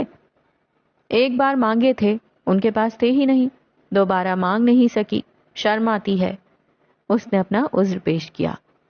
تم نے پچھلی بار بھی اپنے پیسے نہیں لیے تھے کونج، ہر دفعہ ایسا نہیں چلتا۔ یاد ماضی شرمناک ہے یارب، چھین لے مجھ سے حافظہ میرا۔ اس نے ایک بار پھر لہک لہک کر شعر پڑھا۔ زینیا نے بیزاری سے آنکھیں گھمائیں۔ کل تک اگر تم خود اس سے پیسے نہ لے کر آئیں تو وہ خود پیسے دے جائے گی۔ مجھے اس کا فون نمبر معلوم ہے، یقین رکھنا۔ کونج سیدھی ہو کر بیٹھ گئی۔ وہ اپنی بہن سے ایک بار پھر مروب نظر آتی تھی۔ میں بس اس دن کا انتظار کر رہی ہوں جس دن میں تمہارے جیسی بن جاؤں گی۔ تم میری آئیڈیل ہو زینیا، جو دل میں وہی زبان پہ۔ ہر لڑکی کو زینیا حاکم ہونا چاہیے۔ آج ستائش اور محبت نہیں تھی اس کے لہجے میں، آج تھکن تھی، جیسے وہ بس تھک ہی گئی تھی۔ تھوڑی دیر مزید بات کرتے رہنے کے بعد اس نے کال کاٹ دی تھی۔ دادی اب ایک کونے میں نماز ادا کر رہی تھیں۔ کونج آنکھیں چھت پہ ٹکائے ہوئی تھی جب اسے نبیلہ باجی کا چھوٹا لڑکا بلانے آیا۔ اس کا موڈ نہیں تھا، لیکن پھر بھی وہ بستر سے اتری، پیروں میں چپل ڈالے اور باہر کی راہ لی۔ نبیلہ باجی کا گھر ان کے گھر سے جڑا تھا۔ بیچ میں بس ایک دروازہ تھا جسے پار کر کے اندر چلے جاؤ۔ یہ دروازہ تب سے تھا جب تک حاکم نواب نے یہ گھر خرید نہ لیا۔ پھر جب اسے ہٹانے کا وقت آیا تو نبیلہ باجی نے رو رو کر ابا سے اجازت لے ہی لی کہ وہ اس دروازے کو نہیں ہٹائیں گے، کیونکہ نبیلہ باجی کا ان لوگوں کے سوا ہے ہی کون۔ قصہ مختصر، وہ اس دروازے کا فائدہ اٹھاتے ہوئے ہر دوسرے تیسرے گھنٹے آ دھمکتی تھیں۔ کونج گھر کے اندر آئی تو حسب معمول بچے نیم برہنہ اور میلی کچیلی حالت میں تھے۔ اگر نبیلہ باجی کو کہہ دیتی کہ انہیں صاف ستھرا رکھ لو تو بھیا ہم لوگوں کے پاس نئے جوڑے ہوں تو پہنائیں، ایک اتارو ایک پہناؤ۔ وہ برآمدہ پار کرتے سیدھی اندر والے کمرے کی طرف چلی آئی، لیکن اندر آ کر اس کے جسم سے جان نکل چکی تھی۔ آنکھیں کھلی کی کھلی رہ گئیں۔ دیکھو آ گئی نا کونج بھی، تم خواہ مخواہ پریشان ہو رہے تھے۔ نبیلہ باجی نے پلنگ کی تپائی پہ غیر آرام دہ سے زیغم سے کہا۔ وہ سخت مضطرب تھا اور کونج تو اب تک اس کی یہاں موجودگی کو بھی جذب نہیں کر سکی تھی۔ وہ دونوں ایک دوسرے کو ٹکر ٹکر دیکھ رہے تھے۔ مجھے انہوں نے کہا کہ تم مجھ سے ملنا چاہتی ہو، کیا ایسا ہی ہے؟ وہ مشکوک لگتا تھا۔ کونج کے منہ سے اب تک ایک لفظ نہ نکلا تھا۔ نبیلہ باجی مسکراتے ہوئے باہر نکل گئیں تو زیغم آگے آیا۔ کونج سہم کر دروازے سے جا لگی، مگر وہ پھر بھی آگے آیا اور اس کا بازو پکڑ کر اندر کیا۔ یہ کیا طریقہ ہے کونج؟ تم اس طرح پیغام کیسے بھیج سکتی ہو، اور وہ بھی اس عورت کے ساتھ؟ میں نے کوئی پیغام نہیں بھیجا، نہ ہی نبیلہ باجی کے ساتھ نہ کسی اور کے ساتھ۔ تمہیں لگتا ہے میں تمہیں پیغام بھیجوں گی؟ تو پھر یہ کیا بکواس ہے؟ میں اپنے دوست کے ساتھ واپس گھر جا رہا تھا، اس عورت نے دروازہ کھولا اور مجھ سے میرے دوست کے سامنے کہا کہ میری منگیتر مجھ سے ملنا چاہ رہی ہے۔ اس عورت نے ایک غیر مرد کے سامنے تمہارا نام لیا ہے۔ تمہیں اندازہ ہے میری کتنی سبکی ہوئی ہے؟ کونج کے اندر نہ جانے اتنی ہمت کہاں سے آئی کہ وہ زیغم کو یوں ہی دیکھتے ہوئے باہر گئی اور دروازے سے کان لگائے کھڑی نبیلہ باجی کو بازو سے پکڑ کر اندر لے آئی۔ وہ تو ہیں کرتی رہ گئیں۔ یہ کھڑی ہیں تمہارے سامنے، پوچھو ان سے کیا میں نے کہا تھا تمہیں بلائیں، یا پھر مجھے تم سے ملنا تھا؟ خوابوں سے نکل آؤ زیغم، میرے دل میں ایسی کوئی بات نہیں تھی۔ زیغم نے ایک قہر آلود نگاہ نبیلہ باجی پہ ڈالی، وہ جو اب بھی اپنی ڈھٹائی پہ جمی تھی۔ ارے میں تو تمہارا بھلا چاہتی تھی، مجھے کیا معلوم تھا تم دونوں مجھ پہ ہی چڑھ دوڑو گے، اور اگر دوست کے سامنے منگیتر کا نام لے بھی لیا تو ایسا کیا ہو گیا؟ ہمارے معاملات سے دور رہیں خاتون، آئندہ کون سے ملنے اور بات کرنے کی ضرورت نہیں آپ کو، اور ہمارے بارے میں سوچنے کی تو بالکل بھی کوئی ضرورت نہیں۔ اس نے چبا چبا کر الفاظ ادا کیے اور پھر ایک سخت نظر کونج پہ ڈالی۔ وہ اس سے زیادہ سخت نظروں سے اسے دیکھ رہی تھی۔ یوں ہی اسے دیکھتے ہوئے وہ باہر نکل گئی۔ زیغم اس کے پیچھے ہی گیا تھا۔ ابھی وہ چھوٹا دروازہ پار کر کے اپنے گھر جاتی جب زیغم کی آواز اور اپنے ہاتھ میں پکڑے فون کی گھنٹی پہ رک گئی۔ وہ سنجیدہ چہرہ لیے اس کے سامنے کھڑا تھا۔ کال آ رہی ہے نا؟ یہ میرا نمبر ہے، سیو کر لو، آئندہ کسی نبیلہ کی ضرورت نہیں پڑے گی۔ عجیب سے لہجے میں کہتا وہ چلا گیا۔ کونج کی آنکھیں بھر آئیں۔ لو جی، کچھ ہوا نہیں اور لڑکیوں کا رونا شروع۔ اب وہ آدھا گھنٹہ پھوٹ پھوٹ کر رونے والی تھی۔ شام میں زینیا حاکم کی آنکھ بچتے ہوئے موبائل کی زوں زوں سے کھلی تھی۔ وہ پارک سے واپسی پہ جو سوئی تھی پھر اٹھنے کا نام نہ لیا۔ مندی مندی آنکھوں سے ہاتھ یہاں وہاں مار کر موبائل تلاش کیا۔ جلد ہی اس کی تلاش کامیاب ہوئی۔ نیند سے بھری ہوئی آنکھوں سے نام پڑھا اور موبائل کان سے لگایا۔ کاش آپ کے تعاقب کار نے آپ کو واقعی مار دیا ہوتا، وہ بڑبڑائی۔ وہ دوبارہ آ گیا ہے زینیا، اس نے مجھ پہ حملہ کرنے کی کوشش کی ہے، کیا تم میری مدد کر سکتی ہو؟ یہ شوخ مہدی نہیں تھا، یہ روبوٹک لہجہ کسی اور کا تھا۔ زینیا آہستگی سے اٹھ بیٹھی۔ موبائل کان اور کندھے کے بیچ میں ٹکایا اور ہاتھ سے بالوں کو پیچھے کرنے لگی۔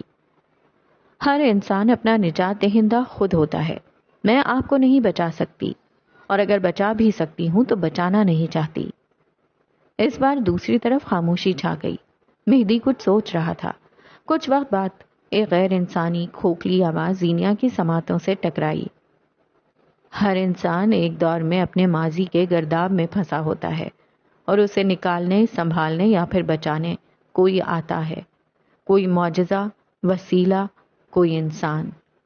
وہ ایک پل کو رکا، آواز مزید سرد ہوئی۔ گوادر کے تاریک پہاڑوں اور نا امید زندگی سے تمہیں نکال کر اسلام آباد کی آزادی اور روشنیوں میں لانے والا میں تھا۔ اس وقت میرا ماضی میرے حال پہ اندھیرے کی طرح چھا رہا ہے۔ کیا تمہیں نہیں لگتا تمہیں میری مدد کرنی چاہیے؟ زینیا کی جانب سے خاموشی رہی۔ وہ اس مہدی کو پروسیس نہیں کر پا رہی تھی۔ اسکالرشپ جعلی تھی۔ کیا تمہیں واقعی لگا تھا اسلام آباد مسیحائی کی ان حدود کو چھونے لگا ہے کہ ذہانت کی بنا پر تعلیم بانٹتا پھرے؟ وہ جیسے اس کا مذاق اڑا رہا ہو۔ زینیا بے تاثر سی بیٹھی رہی اور اسے سنتی رہی۔ یاد رکھنا، جو اندھیروں سے نکال سکتا ہے وہ واپس اندھیرے کی طرف دھکیل بھی سکتا ہے، اور تمہارا المیہ یہ ہے کہ تمہاری آنکھیں روشنی کی عادی ہو چکی ہیں۔ آپ مجھے دھمکا رہے ہیں مسٹر کمبیر؟ نہیں، میں تمہیں مستقبل بتا رہا ہوں، ممکنات میں سے کچھ نکات۔ سگریٹ کا دھواں اس کے چہرے کے اصل نقوش تک رسائی نہیں دے رہا تھا۔ یہ مہدی نہیں تھا، یہ سفاک غیر انسان کوئی اور تھا۔ اور اگر میں انکار کر دوں تو کیا کریں گے آپ؟ مجھے دونوں ہاتھوں سے قبر میں دھکیلیں گے؟ آواز اپنے کمرے میں بیٹھے سگریٹ کے دھوئیں اڑاتے مہدی تک گئی۔ میں تمہارے ساتھ ایسا نہیں کر سکتا۔ تمہارے اندھیرے میں نے اپنے ہاتھوں سے ہٹائے ہیں۔ تمہیں چاہیے تم مجھ پہ گیو اپ مت کرو۔ اب کی بار وہ پہلے والا مہدی بن گیا تھا، نرم، مخلص۔ کہاں آنا ہے؟ زینیا کا اگلا سوال بے حد روبوٹک تھا۔ کچھ وقت بعد۔ یوں تو اسلام آباد میں بے شمار تھیمڈ کیفے، ریسٹورانٹس ہیں، لیکن کہانی کا حصہ اس وقت ایک ایسا ریسٹورانٹ ہے جو کہ غار کے طرز پہ بنا ہے۔ انٹیریئر پہاڑوں کی سرنگوں جیسا، کرسیاں اور میز قدیم دور کے محل جیسی، اور دیوار پہ لگی مشعلیں خوابناک سا منظر پیش کرتی تھیں۔ یہاں آ کر آپ کو یوں محسوس ہوگا جیسے آپ کسی قدیم غار میں قدم رکھ چکے ہیں۔ نوسٹیلجیا کے ماروں کے لیے یہ ریسٹورانٹ ایک تحفہ ہے۔ قدیم دور کے طرز پہ بنی ایک پتھر کی میز کے گرد اسی طرز کی کرسیاں رکھی تھیں۔ غار کے طرز پہ بنی سیلنگ سے جھانکتی زرد روشنی ان کرسیوں کے گرد بیٹھے دو لوگوں پہ پڑ رہی تھی۔ مہدی کمبیر، جس کا آدھا چہرہ روشنی میں اور آدھا تاریکی میں۔ زینیا حاکم، جس کا سارا چہرہ زرد روشنی پڑنے پہ دمک رہا تھا۔ تاثرات سپاٹ تھے، یوں گویا اس نے کچھ بھی ظاہر نہ کرنے کی قسم کھا رکھی ہو۔ انسان اور اس کا ماضی ایک دوسرے سے جڑے رہتے ہیں۔ آپ نے اپنے ماضی میں ایسا کیا کیا تھا جس نے اس تعاقب کار کو آپ کے ساتھ جوڑ دیا؟ کافی دیر بعد وہ بولی تو اس غار میں اس کی آواز دب گئی، گونجتی۔ اگر واقعی غار ہوتی، انسان بس انسپائر ہو سکتا ہے، قدرت کے نظام ساتھ دوسرا نظام بنانا اس کی اوقات نہیں۔ مہدی نے گردن جھکا دی، یوں گویا غار کا سارا بوجھ اس کی گردن پہ در آیا ہو۔ مجھے معاف کرنا، میں کچھ وقت پہلے تک خود غرض ہو گیا تھا۔ تم جا سکتی ہو، میں پرابلم ہوں، تمہیں میرے ساتھ اسے جھیلنے کی ضرورت نہیں ہے۔ زینیا طنزیہ مسکرائی۔ آپ نے مجھے دھمکی دی ہے، اور اس وقت اگر آپ کو لگتا ہے میرے سامنے معصوم بننے سے آپ میرے ٹرسٹ ایشوز ختم کر سکتے ہیں یا پھر اوور تھنکنگ سے میری جان چھڑوا سکتے ہیں تو آپ غلط ہیں۔ میں یہاں سے چلی گئی تو بس یہی سوچتی رہوں گی کہ اب آخر ایسا کیا مقصد تھا جس کے تحت آپ نے معصوم بننے کا ناٹک کیا۔ وہ گردن تان کر بیٹھی تھی، لیکن جب مہدی نے گردن اٹھا کر اس کی آنکھوں میں دیکھا تو آج پہلی دفعہ سنہری آنکھیں ہرٹ لگیں۔ کچھ تھا ان میں ناقابل اعتبار سا، مہدی کے دل کو کچھ چھوا تھا۔ تم نے کہا تھا ہر انسان اپنا نجات دہندہ خود ہوتا ہے۔ مجھے لگتا ہے تم نے صحیح کہا تھا۔ میں اب بھی اپنی بات پہ قائم ہوں مسٹر کمبیر، لیکن کچھ لوگ ہوتے ہیں جن کا انٹیلیجنس لیول یہاں، ہاتھ موڑ کر یوں سر کے اوپر تک لائی گویا پیمائش کر رہی ہو، ہوتا ہے، ان کے مشورے پر عمل کرنا آپ کو نجات دلا سکتا ہے، شاید میں وہی ہوں۔ مہدی کی آنکھیں گلابی پڑنے لگی تھیں۔ میں ماضی کی قید میں ہوں، مجھے نجات نہیں مل سکتی۔ آپ کی نجات آپ کا سچ ہے، کہہ دیں اور بس سچ ہی کہیں۔ مہدی نے گردن جھکا دی اور میز کی سطح کو ناخن سے کھرچنے لگا۔ وہ خاموش رہا تو زینیا نے اضافہ کیا، یہ سب کب شروع ہوا تھا؟ یونان۔ آواز ہلکی تھی، بے حد ہلکی۔ 2 ماہ پہلے؟ سوال ہوا۔ 2 سال پہلے، اب کہ بمشکل زینیا سن سکی۔ سینٹورینی؟ سوال بدلا۔ ایتھنز، وہ اپنے آپ سے بولا۔ زینیا کی آنکھوں میں تعصب ابھرا۔ مہدی کمبیر کی زندگی کو اگر 2 سال پیچھے لے جاؤ، پھر اسی رفتار سے 2 سال آگے لاؤ تو یونان ٹریول کی صرف ایک ہی جھلک دکھے گی، 2 ماہ پہلے کی۔ وہ 2 سال پہلے بھی یونان جا چکا ہے، یہ نئی اطلاع تھی، اور راز بھی۔ زینیا آگے کو ہوئی، آنکھیں چمک اٹھیں، غار کی روشنی جیسے ایک طرف ہوئی۔ اب اس کے چہرے پہ شیطانی کا اندھیرا تھا۔ کیا ہم یونان کی تاریخ میں جانے کو تیار ہیں؟ ہمارا پہلا پڑاؤ کوئی اور جگہ ہے، وہ دھیرے سے بولا، اور غارنما ریسٹورانٹ سے نکل کر وقت کے جنگل میں ذرا دیر کو راستہ تلاشتے ہوئے ماضی کی طرف جانے والا دروازہ کھولو تو تم ایک نئے ملک میں ہو۔ کہانی تمہیں ایک اور سیر کو لے چلی ہے۔ کیا تم تیار ہو؟ Jakarta, Indonesia. جکارتا انڈونیشیا کا دارالحکومت ہے۔ اونچی روشن عمارات جو شہر کو زمین میں دھسائے دیتی ہیں، سیاحت کے لیے دل فریب مقامات اور آنکھوں کو خیرہ کر دینے والی روشنیوں کا شہر جکارتا۔ شہر 2 حصوں میں بٹا ہوا ہے۔ ایک حصہ قدرے پسماندہ ہے، یوں جیسے ہمارے کراچی کے پرانے محلے، اسٹریٹ فوڈز اور مارکیٹس۔ شہر کے اس حصے میں آپ کو ہر سڑک کے اطراف میں ٹھیلا لگائے کھڑے لوگ ملیں گے، جہاں مقامی کھانے بنتے ہیں، لذیذ اور سادہ کھانے، جن کے لیے ہمہ وقت لوگوں کا رش لگا رہتا ہے اور رونق رہتی ہے۔ جکارتا شہر کا یہ حصہ آپ کو کراچی کی یاد دلائے گا۔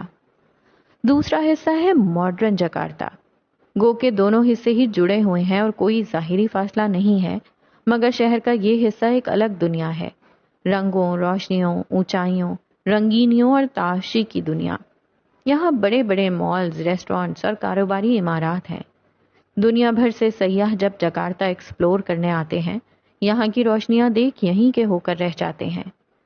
اونچی عمارات کو گردن اٹھا کر دیکھو، شاہانہ مالز میں ٹنگے لباس پہ جی للچاؤ، چائنیز اور امریکن کھانے دیکھ بھوک بڑھاؤ، اور کہانی میں آگے سفر کرو تو ایک شناسا سا آدمی جکارتا کی ایک خوبصورت پل پہ کھڑا نظر آئے گا۔ بھورے سلیکس کے اوپر سفید گول گلے والی شرٹ اور اس کے اوپر ڈینم جیکٹ، بالوں کے تازہ اسپائکس، بڑھی ہوئی شیو، گلے میں لٹکتی ایک لمبی چین جس میں ہمنگ برڈ کا لاکٹ تھا۔ سبز آنکھوں میں الوہی تاثرات تھے۔ سیاحت اسے پرجوش کرتی تھی، لوگ اسے فیسینیٹ کرتے تھے۔ یہ پل ایک مصروف سی شاہراہ کے اوپر بنا تھا۔ بنیادی طور پہ اسے فلائی اوور کہنا چاہیے، لیکن یہاں گاڑیوں اور کسی بھی قسم کی سواری کا گزر نہیں ہوتا، سو ہم اسے پل کہہ سکتے ہیں۔ فن تعمیر کی اعلیٰ مثال، اور ایک بھول بھلائیاں جیسا یہ پل ہر دم زرد روشنی سے دمک رہا ہوتا ہے۔ فرش پہ بھی اسی قسم کی روشنیاں ہیں، یوں کہ اگر آپ پیر رکھیں تو روشنی تیزی سے سفر کرتی آگے سے پیچھے کو جائے گی۔ یہ ایک انتہائی خوبصورت واک ہے۔ مہدی کمبیر، تم؟ زرد روشنیوں والی پل پہ چلتا مہدی ایک آواز پہ مڑا تھا۔ تم نے مجھے بتایا نہیں تم جکارتا آ رہے ہو؟ وہ شخص شکوہ کرتے ہوئے آگے آیا۔ مہدی بھی خوشگوار حیرت سے آگے بڑھا اور اس شخص سے بغلگیر ہوا۔ زوریز بن ریان، تم یہاں؟ وہ اس پاکستانی نژاد برطانوی شہری سے کہہ رہا تھا، وہ جس کا حسن مغربی تھا اور لہجہ مشرقی۔ مہدی کمبیر نے اس کے ساتھ 1 سال تک یورپ ٹور کیا تھا۔ 2 سالوں سے وہ دونوں رابطے میں تھے اور اب یوں اچانک یہاں مل رہے تھے۔ دونوں خوش تھے، حیران بھی، خوشی زیادہ تھی۔ کچھ دیر بعد وہ دونوں کافی کے کپ لیے پل کی ریلنگ کے پاس کھڑے تھے۔ یہ جگہ کافی اونچائی پہ تھی، نیچے دوڑتی گاڑیاں اور چلتے ہوئے لوگوں کو بخوبی دیکھا جا سکتا تھا۔ اب کہ ان کے ساتھ ایک لڑکی بھی تھی۔ تمہارا اگلا سفر کیا ہے مہدی؟ اب کے زوریز کے ساتھ کھڑی لڑکی نے پوچھا تھا۔ وہ افریقہ سے تعلق رکھتی تھی اور سیاہ فام تھی۔ موٹے ہونٹ اور بالوں کی چھوٹی چھوٹی چوٹیاں بنائے کھڑی اس لڑکی کی آنکھیں دنیا کی سب سے خوبصورت آنکھیں تھیں۔ اسے اردو بولنا آتی تھی اور کافی شستہ آتی تھی۔ میں 2 دن بعد ایتھنز جا رہا ہوں جاشیا، وہاں ایک آرٹ ایگزیبیشن ہے اور بہت بڑی تقریب بھی۔ یونان اپنی تاریخ کا ایک حصہ اپنے ساتھی ملک کو تحفے میں دے رہا ہے۔ ہر ملک سے کچھ لوگوں کو بلوایا گیا ہے، میں بھی ان لوگوں میں شامل ہوں۔ لڑکی حیرت سے مسکرائی۔ زوریز نے مہدی کا کندھا تھپکا۔ وہ اس کے لیے خوش تھا، بے حد خوش۔ زوریز مہدی کے بے لوث دوستوں میں سے تھا۔ ہم بھی 2 دن بعد ایتھنز جا رہے ہیں مہدی کمبیر، سیٹ بیلٹس باندھ لو، تمہیں ایک بار پھر ہمارے ساتھ کا شرف حاصل ہونے والا ہے۔ جاشیا مسکرا کر بولی تو مہدی بھی حیرت سے ہنس پڑا۔ البتہ وہ مغربی آدمی واضح طور پر غیر آرام دہ ہوا تھا۔ وہ آنکھوں ہی آنکھوں میں اپنی منگیتر کو وارن کر رہا تھا، جیسے کہہ رہا ہو، یہ آدمی نہیں جاشیا، مہدی نہیں۔ مضبوط جسامت اور چوڑے کندھوں والی جاشیا نے اس کی نظروں کی پرواہ کیے بغیر سارا منصوبہ ترتیب دے دیا تھا۔ ہمارا گروپ بہترین تھا، میں ہمیں مس کرتا ہوں، اور اب ایتھنز تک کا یہ سفر ہماری زندگی میں بہت کچھ بدلے گا۔ مہدی کی بات پہ لڑکا بے بس سا مسکرایا، جبکہ لڑکی کی مسکراہٹ پرتپش تھی۔ وہ کچھ طے کر چکی تھی، کچھ تھا جو زوریز کو بے حد غیر آرامدہ کر گیا۔ اگلا سفر کیسا ہونے والا تھا اسے نہیں پتا تھا، ہاں مگر مہدی کے ساتھ گزرے 2 سال زندگی کے بہترین سال تھے۔ ریسٹورانٹ کی زرد روشنیوں میں اور غار جیسی خاموشی میں سنگی کرسی پہ بیٹھا مہدی کمبیر کہہ رہا تھا، کچھ سفر اچھے ہوتے ہیں، کچھ برے، لیکن کچھ سفر ٹریجڈی ہوتے ہیں۔ ایتھنز میری فینٹیسی تھا، اور پھر وہ میرے لیے زندگی کی سب سے بڑی ٹریجڈی بن گیا۔ ایکروپولس کا چوکور قلعہ ایتھنز کی شان مانا جاتا ہے۔ ایتھنز تاریخ کا امین اور گزر چکی اقوام کی شان و شوکت کا احوال سناتا زندہ و جاوید مجسمہ۔ دن میں یہ قلعہ دیکھنے والوں پہ اگر ہیبت طاری کرتا ہے تو رات میں اس کی زرد روشنی دیکھنے والوں کو مبہوت کر دیتی ہیں۔ کئی ہزار فٹ کی بلندی پہ پہاڑوں کے سینے پہ کھڑا یہ قلعہ قدیم فن تعمیر کی اعلیٰ مثال ہے۔ گو کہ قلعے کے کئی ستون ٹوٹ پھوٹ کا شکار ہو چکے ہیں، لیکن یہ قلعہ اب بھی اپنے دیکھنے والوں کو ایک ٹرانس میں دھکیل دیتا ہے۔ قلعے کی روشنیوں میں چہرہ منور کرتے اگر سیاحوں کے ٹولے کی طرف نظر اٹھاؤ تو یہیں ایک بڑے سے پتھر پہ مہدی کمبیر بیٹھا نظر آئے گا۔ اطراف میں کئی اور بڑے بڑے مستطیل شکل کے پتھر رکھے تھے۔ زوریز اس کے ساتھ نہیں تھا، وہ اس کے دائیں بائیں گھومتے ہوئے ایک اچھا شاٹ لینے کی کوشش کر رہا تھا۔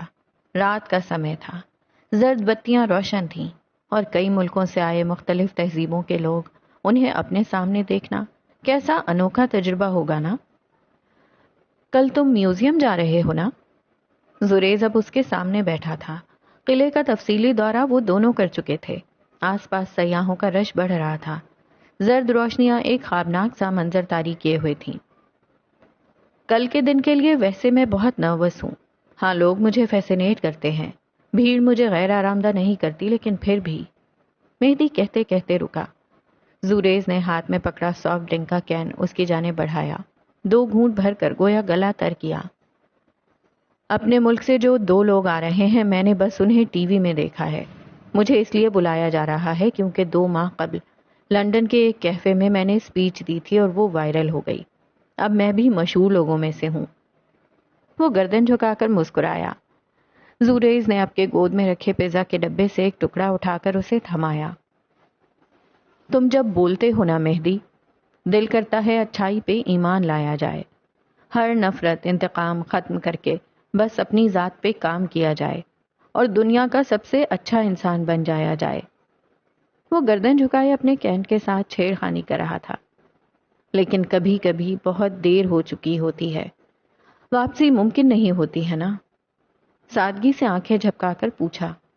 مہدی نے غور سے اسے دیکھا۔ اگلے کئی پلوں سے کوئی جواب نہ دے سکا، پھر جب بولا تو لہجہ سنبھل چکا تھا۔ 2 سال قبل تمہارے 2 جڑواں بھائی یونان آئے تھے نا؟ مہدی کے اس اچانک سوال پہ زوریز کے چہرے پہ کرب اترا۔ کچھ وقت بعد ان دونوں کی لاش ملی تھی، کیا میں پوچھ سکتا ہوں کیا ہوا تھا؟ یہ ایک محتاط سوال تھا۔ زوریز اب کے سیاحوں کو دیکھ رہا تھا۔ قلعے کی روشنی ہر پل بڑھتی جا رہی تھی، شان سے کھڑے ستون گویا پیٹ کا دلاسا تھے۔ یہاں سے نظر آتا ایتھنز اور گھروں کی جلتی بتیوں کو دیکھتے ہوئے اس نے کہنا شروع کیا، ان دونوں پہ اللیگل ہونے کا الزام تھا، حالانکہ وہ نہیں تھے۔ گریس ان دونوں کا ڈریم تھا۔ کچھ سفر اچھے ہوتے ہیں، کچھ برے، لیکن کچھ سفر ٹریجڈی ہوتے ہیں، اور ٹریجڈیز کی ایک ٹریجڈی ہوتی ہے، آپ انہیں فینٹیسی میں بدل نہیں سکتے۔ اس کی آواز ہلکی تھی، گردن جھکی ہوئی اور آواز گیلی۔ کئی بار کچھ چیزیں آپ کے قریب ہوتی ہیں، اتنی کہ ہاتھ بڑھا کر چھو سکیں، اتنی کہ ان کی رگ رگ سے واقف ہو جائیں، لیکن وقت بتاتا ہے کہ وہی چیزیں آپ سے کتنی دور تھیں، اتنی کہ اس کو پانے کی مسافت میں پیر چھالے چھالے ہو جائیں، روح نوحہ سنائے اور آنکھ دھوکا کھا جائے۔ ہمیں لگتا ہے ہم بے وقوف تھے کہ ان رازوں کو نہ پا سکے، لیکن کیا؟ سنہری آنکھوں نے بے چینی سے سوال کیا۔ سبز آنکھیں خالی خالی تھیں۔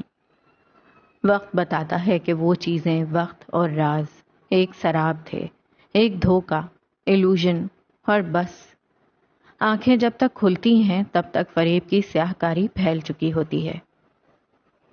ایتھنز یونان کا تاریخی ورثہ اپنے بلند و بالا بلا کی شان و شوکت رکھنے والے میوزیم میں چھپائے بیٹھا ہے۔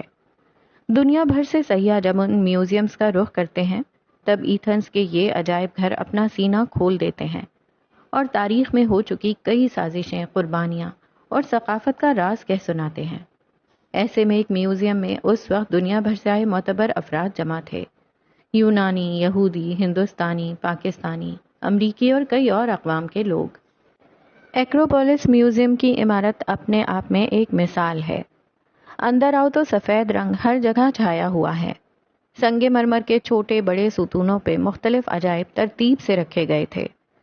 شیشے کی بڑی بڑی کھڑکیوں سے شہر کی روشنیاں نظر آتی تھیں۔ ان گوروں کو یہ ہلکی بات، مدھم میوزک اور جنازے جیسی تقریبات میں کیا انٹرسٹ ہے؟ بیگی شرٹ اور کارگو پینٹ والا زوریز بیزاری سے میوزیم میں یہاں سے وہاں نظر گھما رہا تھا۔ بڑی ہوئی شیو اور اچھے سے تیار ہو کر آیا وہ وجی لگ رہا تھا۔ وہ مہدی کے مہمان ہونے کے ناطے یہاں آیا تھا، ورنہ آج کسی بھی فرد کا داخلہ ممنوع تھا۔ تم ان گوروں کو چھوڑ کر اس میوزیم کو دیکھو، تاریخ کا یہ ورثہ دیکھو اور آرکیٹیکچر دیکھو۔ مہدی غور سے گردن اٹھائے فیسینیٹ سا میوزیم کی ایک ایک چیز دیکھ رہا تھا۔ اتنا برا وقت نہیں آیا کہ یونانیوں کی گلی سڑی ہڈیاں دیکھوں۔ یہ شوق تمہیں مبارک۔ وہ نخرے باز آدمی بیزاری سے کہتا آگے بڑھ گیا۔ اس کی اردو میں برطانوی جھلک تھی۔ یہ میوزیم ایک اونچے قلعے کی مانند تھا، مگر ایک جدید ٹچ لیے ہوئے۔ یہاں لگتا تھا جیسے آثار قدیمہ کے اوپر ہی ایک عمارت کھڑی کر دی گئی ہو۔ کئی جگہوں پہ شیشے کی دیوار نما جگہ تھی، جہاں سے نیچے جھانکو تو قدیم یونانی قلعوں کے ڈیزائن، مختلف تاریخی ورثے اور قدیم دور کے جنگ کے میدان کو اس خوبصورتی سے ذرا سی جگہ پہ فٹ کیا گیا تھا کہ دیکھنے والے مسمرائز ہو جائیں۔ ستون اور فرش بالکل سفید تھا، کوڑا سفید۔ قدم دھرتے ہوئے ڈر لگتا تھا کہ کہیں میلا نہ پڑ جائے۔ باہر سے چھن کر آتی دھوپ ستون کے سائے کو لمبا کر رہی تھی۔ مہدی اس وقت شیشے کی ریلنگ پہ ہاتھ جمائی نیچے دیکھ رہا تھا۔ ایک جنگی میدان کی شبیہ، گھوڑے، فوج، ہتھیار، سپاہی۔ یوں اونچائی پہ کھڑے ہو کر نیچے دیکھنے والے کو واقعی یوں لگتا تھا جیسے وہ اپنے سے ذرا فاصلے پر جنگ ہوتے دیکھ رہا ہو۔ اس کے عقب میں کسی نے اس کے کندھے پہ دستک دی تو وہ ٹرانس سے باہر آیا۔ یہ سب کتنا خوبصورت ہے نا؟ مہدی کی آنکھیں اب بھی مڑ مڑ کر اس منظر کو دیکھ رہی تھیں۔ یہ سب کتنا حقیقی ہے نا؟ جی چاہتا ہے آگے بڑھ کر چھو لوں۔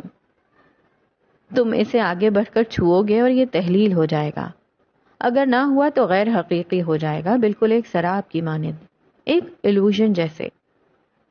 ہر وقت ایک ڈارک سائیکالوجی ساتھ رکھتے ہو، تھک نہیں جاتے؟ زوریز مسکرایا مگر اس کی آنکھیں نہ مسکرا سکیں۔ میرے بھائیوں کو قتل کیا گیا تھا مہدی۔ ان دونوں نے 2 پولیس والوں کو ایک لڑکی کے ساتھ زیادتی کرتے ہوئے دیکھا تھا۔ وہ عینی شاہد تھے، اپنی ٹریول میٹ کے ساتھ ہوئی زیادتی کے شاہد۔ انہیں اللیگل قرار دے کر جیل لے جایا گیا۔ ہماری حکومت نے ان کی داد رسی نہیں کی، صرف اس لیے کیونکہ ہم ہیکرز تھے۔ مہدی بھونچکا سا رہ گیا۔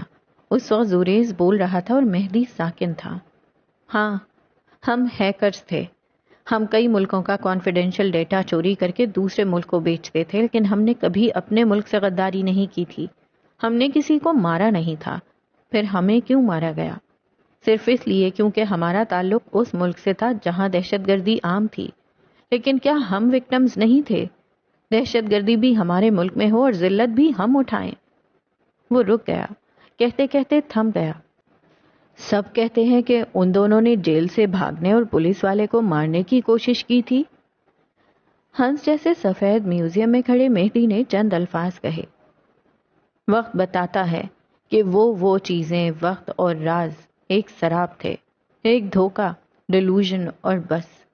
آنکھیں جب تک کھلتی ہیں تب تک فریب کی سیاہ کاری پھیل چکی ہوتی ہے. زوریز تلخی سے بولا تھا. کئی سارے اعلیٰ افسران کی میت میں وہ خاص تاریخی ورثہ بالآخر دنیا کے سامنے لایا جا رہا تھا. پہیوں والے ماربل کے ٹکڑے پہ رکھا چوکور شیشہ، اور اس شیشے کے اندر رکھا وہ ورثہ. سیاہ کپڑے سے شیشے کو ڈھک دیا گیا تھا.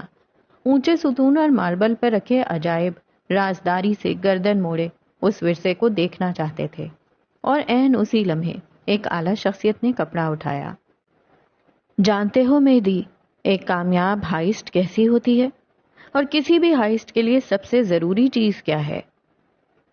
میوزیم کے سفید احاطے میں کھڑا زوریز نظریں دور تقریب پہ جمائے کہہ رہا تھا. اس کی بھوری بڑھی ہوئی شیو دھوپ پڑنے پہ چمک رہی تھی.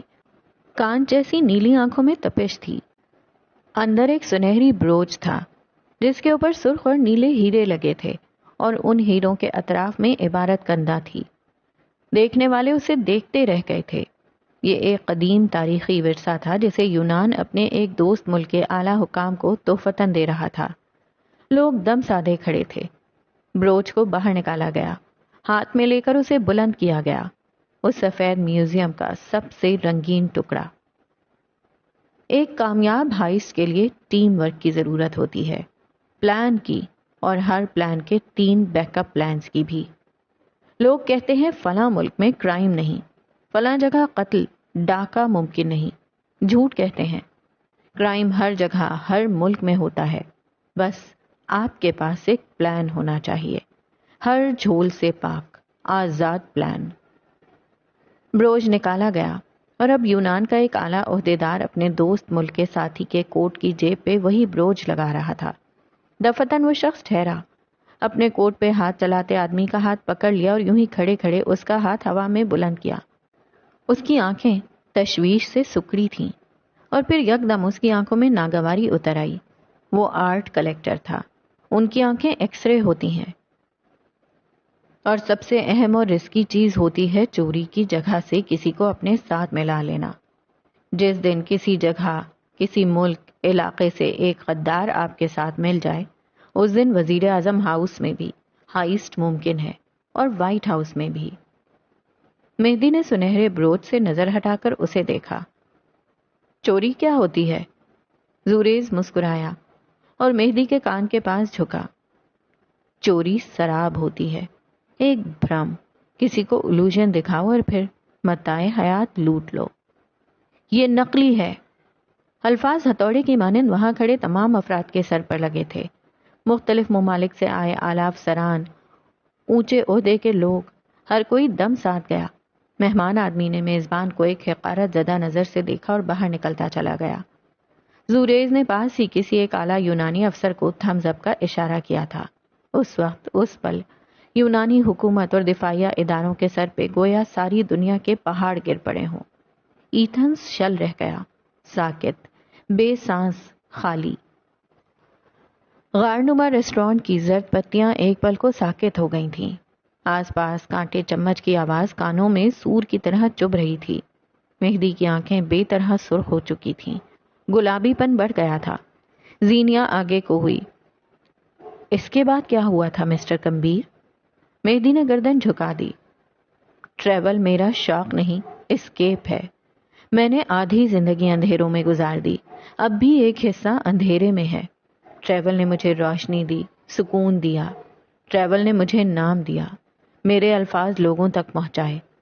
میں واپس اندھیرے میں نہیں جانا چاہتا تھا. اس کی آنکھ کے کونے سے ایک آنسو ٹوٹ کر گرا.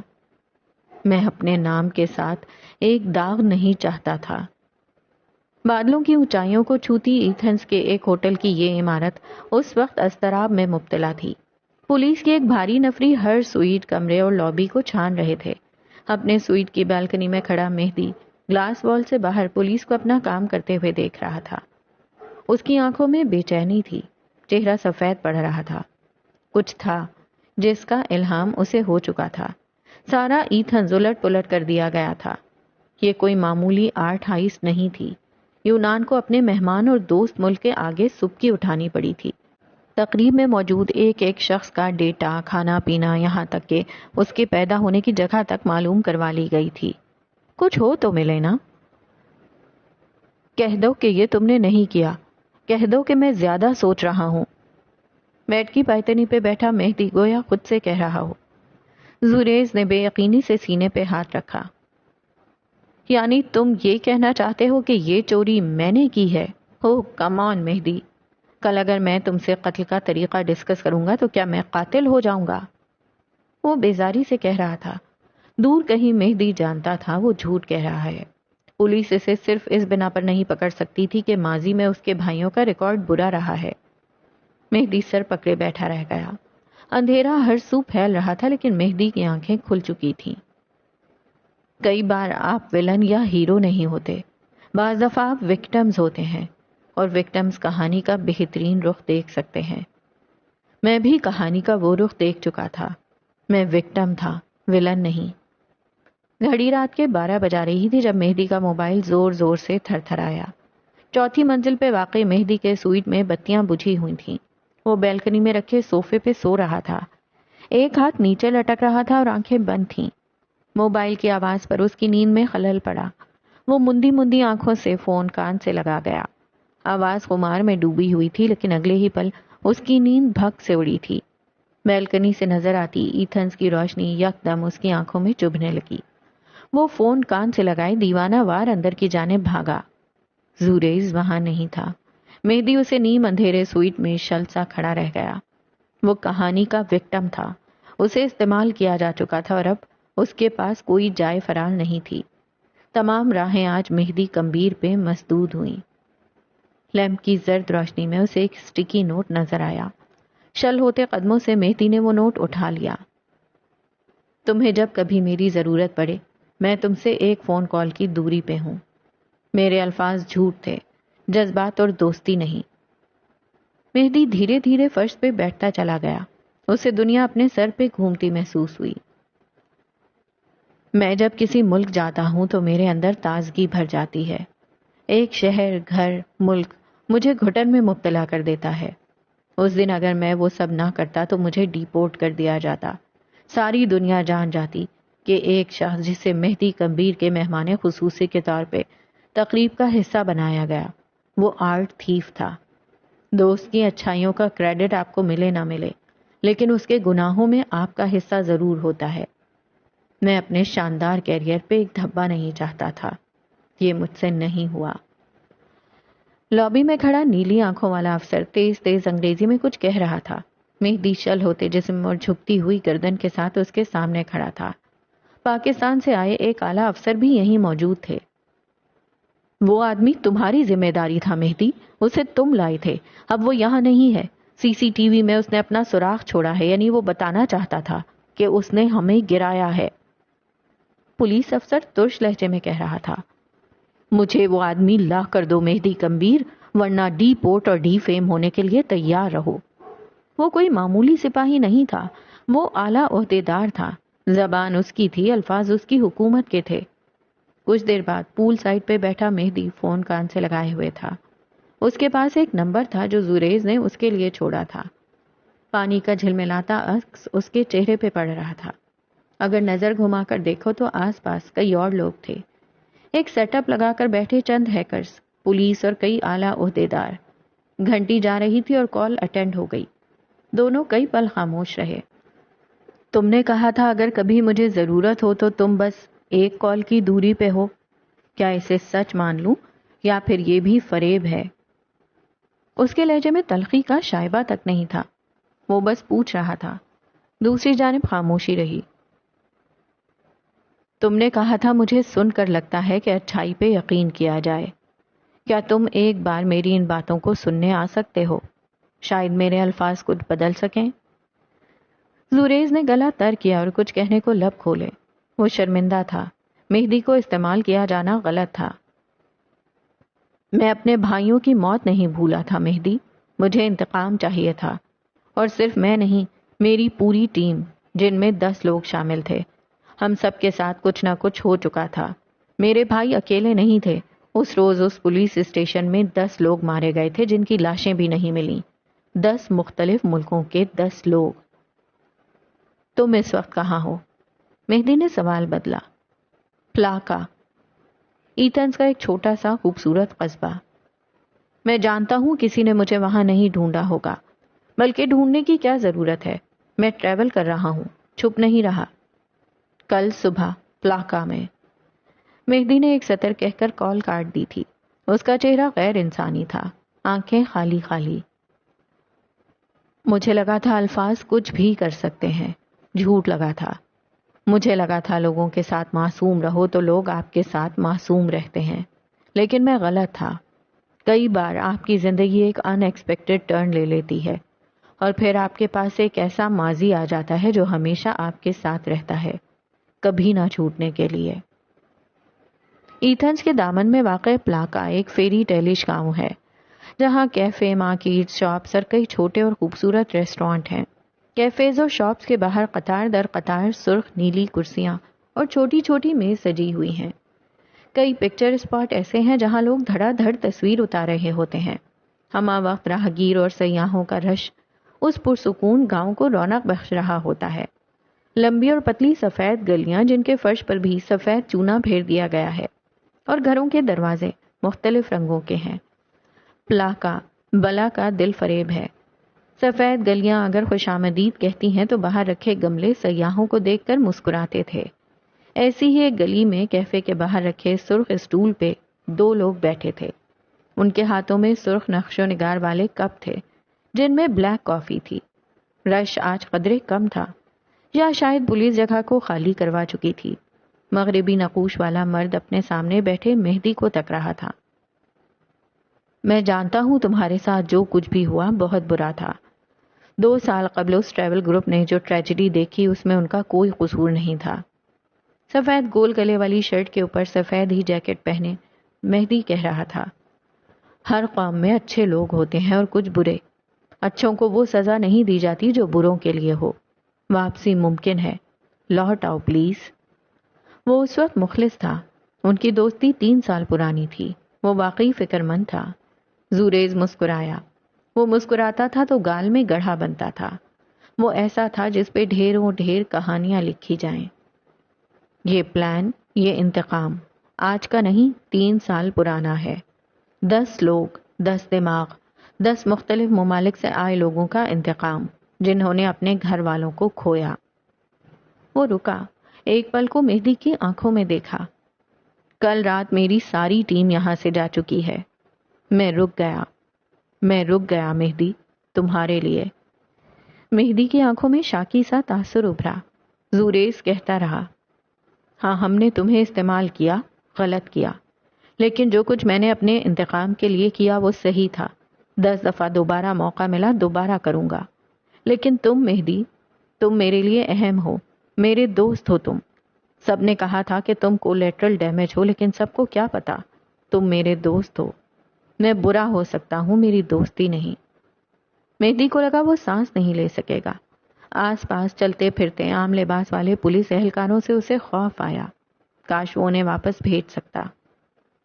میں بھاگ سکتا تھا، بلکہ میں بھاگ سکتا ہوں، لیکن میں نہیں جاؤں گا کیونکہ میں نے غلط آدمی چنا. تمہاری ریپوٹیشن، تمہاری جان، کسی کو کچھ نہیں ہوگا. میں برا ہوں، لیکن شاید تم بھول رہے ہو. Evil isn't born, it's made. Mehdi اسے دیکھے گیا. اس کی آنکھوں کا کرب، اس کے الفاظ کی سچائی.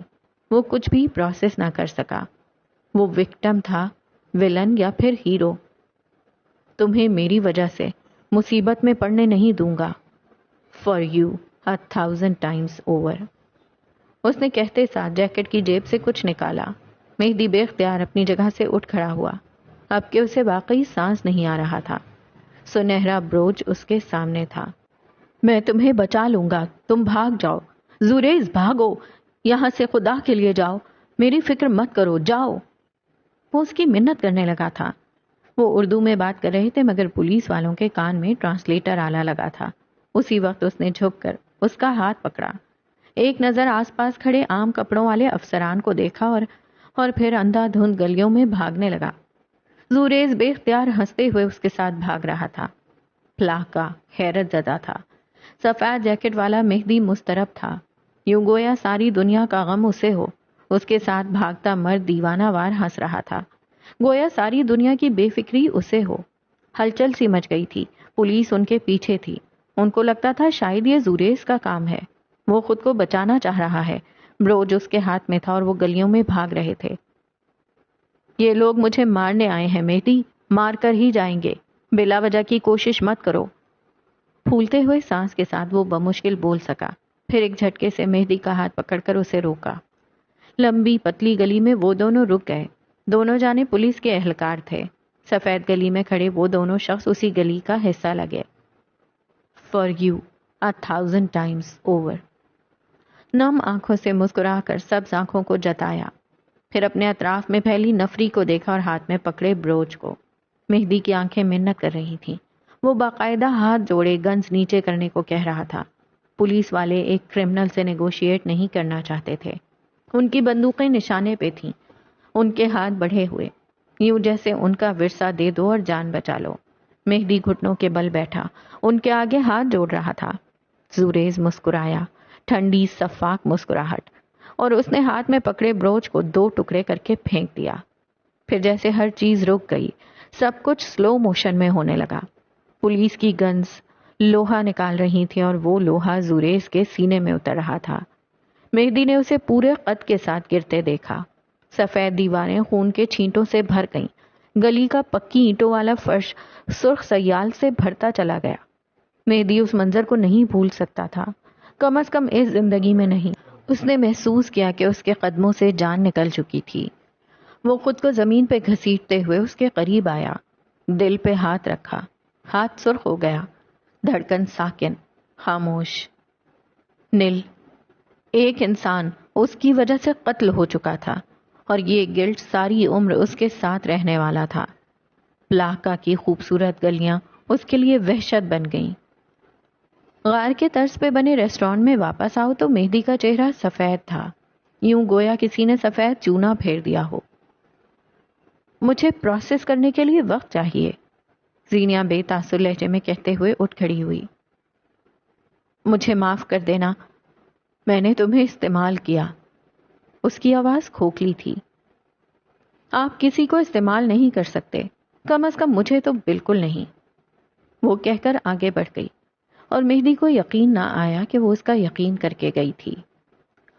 اور یہاں ختم کرتے ہیں ہم آج کی ایپیسوڈ کو، اور بڑی ہی انٹرسٹنگ ایپیسوڈ تھی آج کی، بہت بہت بہت مزہ آیا مجھے آج کی نریشن میں۔ اور یہ والا سین تھا جس میں مہدی اپنے پاسٹ کے بارے میں زینیا کو بتا رہا ہے، میں بالکل ساکن، وہی نا تھم کے میں نے یہ نریشن کی۔ مجھے لگتا تھا پتہ نہیں اب کیا ہونے جا رہا ہے، کچھ سمجھ نہیں آ رہا تھا۔ زریز دوست ہے، دشمن ہے، کیا ہے؟ اور پھر آرٹ تھیف، یہ تو بالکل مڈ آف دا سین میں جا کے مجھے پتا لگا کہ زریز نے اسے استعمال کیا۔ And at that time I was thinking کہ زریز منع کر رہا تھا جاشیا کو کہ مت استعمال کرو اس بندے کو، وہاں سے کچھ گڑبڑ ہونے کا تو چانس تھا، لیکن یہ نہیں پتا تھا کہ اچھا چلو زریز مل بھی گیا اس کے ساتھ۔ تو پھر میں یہ سمجھ رہی تھی کہ زریز ول بی دا ولن، لیکن اینڈ تک آتے آتے زریز ولن بھی نہیں بچا، نہ مہدی ولن ہے نہ زریز ولن ہے۔ حالات انسان کو کبھی کبھی کہاں لے آتے ہیں کہ وہ کچھ ایسی چیزیں کرنے پر مجبور ہو جاتا ہے جو آپ کے اور ہمارے پرسپیکٹیو میں غلط ہوتی ہیں، اور ہوتی ہیں غلط۔ ایسا نہیں ہے کہ کسی چیز کا انتقام اس طرح لینا چاہیے، کچھ چیزیں ڈے آف ججمنٹ پہ چھوڑ دینی چاہیے۔ اگر آپ کا یقین ہے کہ اگر اس دنیا میں آپ کے ساتھ کچھ ناانصافی ہوئی ہے تو ہوتی ہے، بہت دفعہ ہوتی ہے، لیکن یہی تو ہمارا ایمان ہے کہ وہ ساری کمیاں جو اس دنیا میں ہمارے ساتھ ہوئیں، جو لوگوں نے ہمارے ساتھ زیادتیاں کی، ان سب کا صلہ اس دنیا میں نہیں ہے، ان کے صلے کے لیے وہ دنیا ہے، ڈے آف ججمنٹ ہے، یوم آخرہ ہے. لیکن جب ہم ان ساری سچویشن سے گزر رہے ہوتے ہیں، جب یہ سب کچھ ہمارے اپنے ساتھ ہو رہا ہوتا ہے، تو شاید ہم اس پوزیشن میں نہیں ہوتے، اس مائنڈ سیٹ میں نہیں ہوتے کہ ہم ان چیزوں کو پروسیس کر سکیں. آج جس طرح باہر سے بیٹھ کے ہم لوگوں کو کہہ رہے ہوتے ہیں کہ نہیں کرنا چاہیے تھا، غلط تھا، صحیح تھا، یہ تھا، بٹ کبھی اپنے پیر ان کے جوتوں میں ڈال کے دیکھیں کہ کیا صحیح تھا اور کیا غلط تھا. اور ہمیشہ صحیح اور غلط نہیں ہوتا. انسان جو ہے نا وہ گرے ہوتا ہے، کوئی بھی مکمل طور پہ پرفیکٹ نہیں ہے. ہر ایک انسان کا کچھ نہ کچھ گلٹ ہوتا ہے، اس سے کچھ نہ کچھ غلطیاں ہوئی ہوتی ہیں، جو اس نے جان بوجھ کے کی ہوتی ہیں، انجانے میں کی ہوتی ہیں. لیکن اصل بات تو یہ ہے کہ ان غلطیوں سے سیکھا کیا. تو چلیں، ہو گئی بہت ساری فلاسفی. اب ملتے ہیں نیکسٹ ایپیسوڈ میں. اللہ حافظ.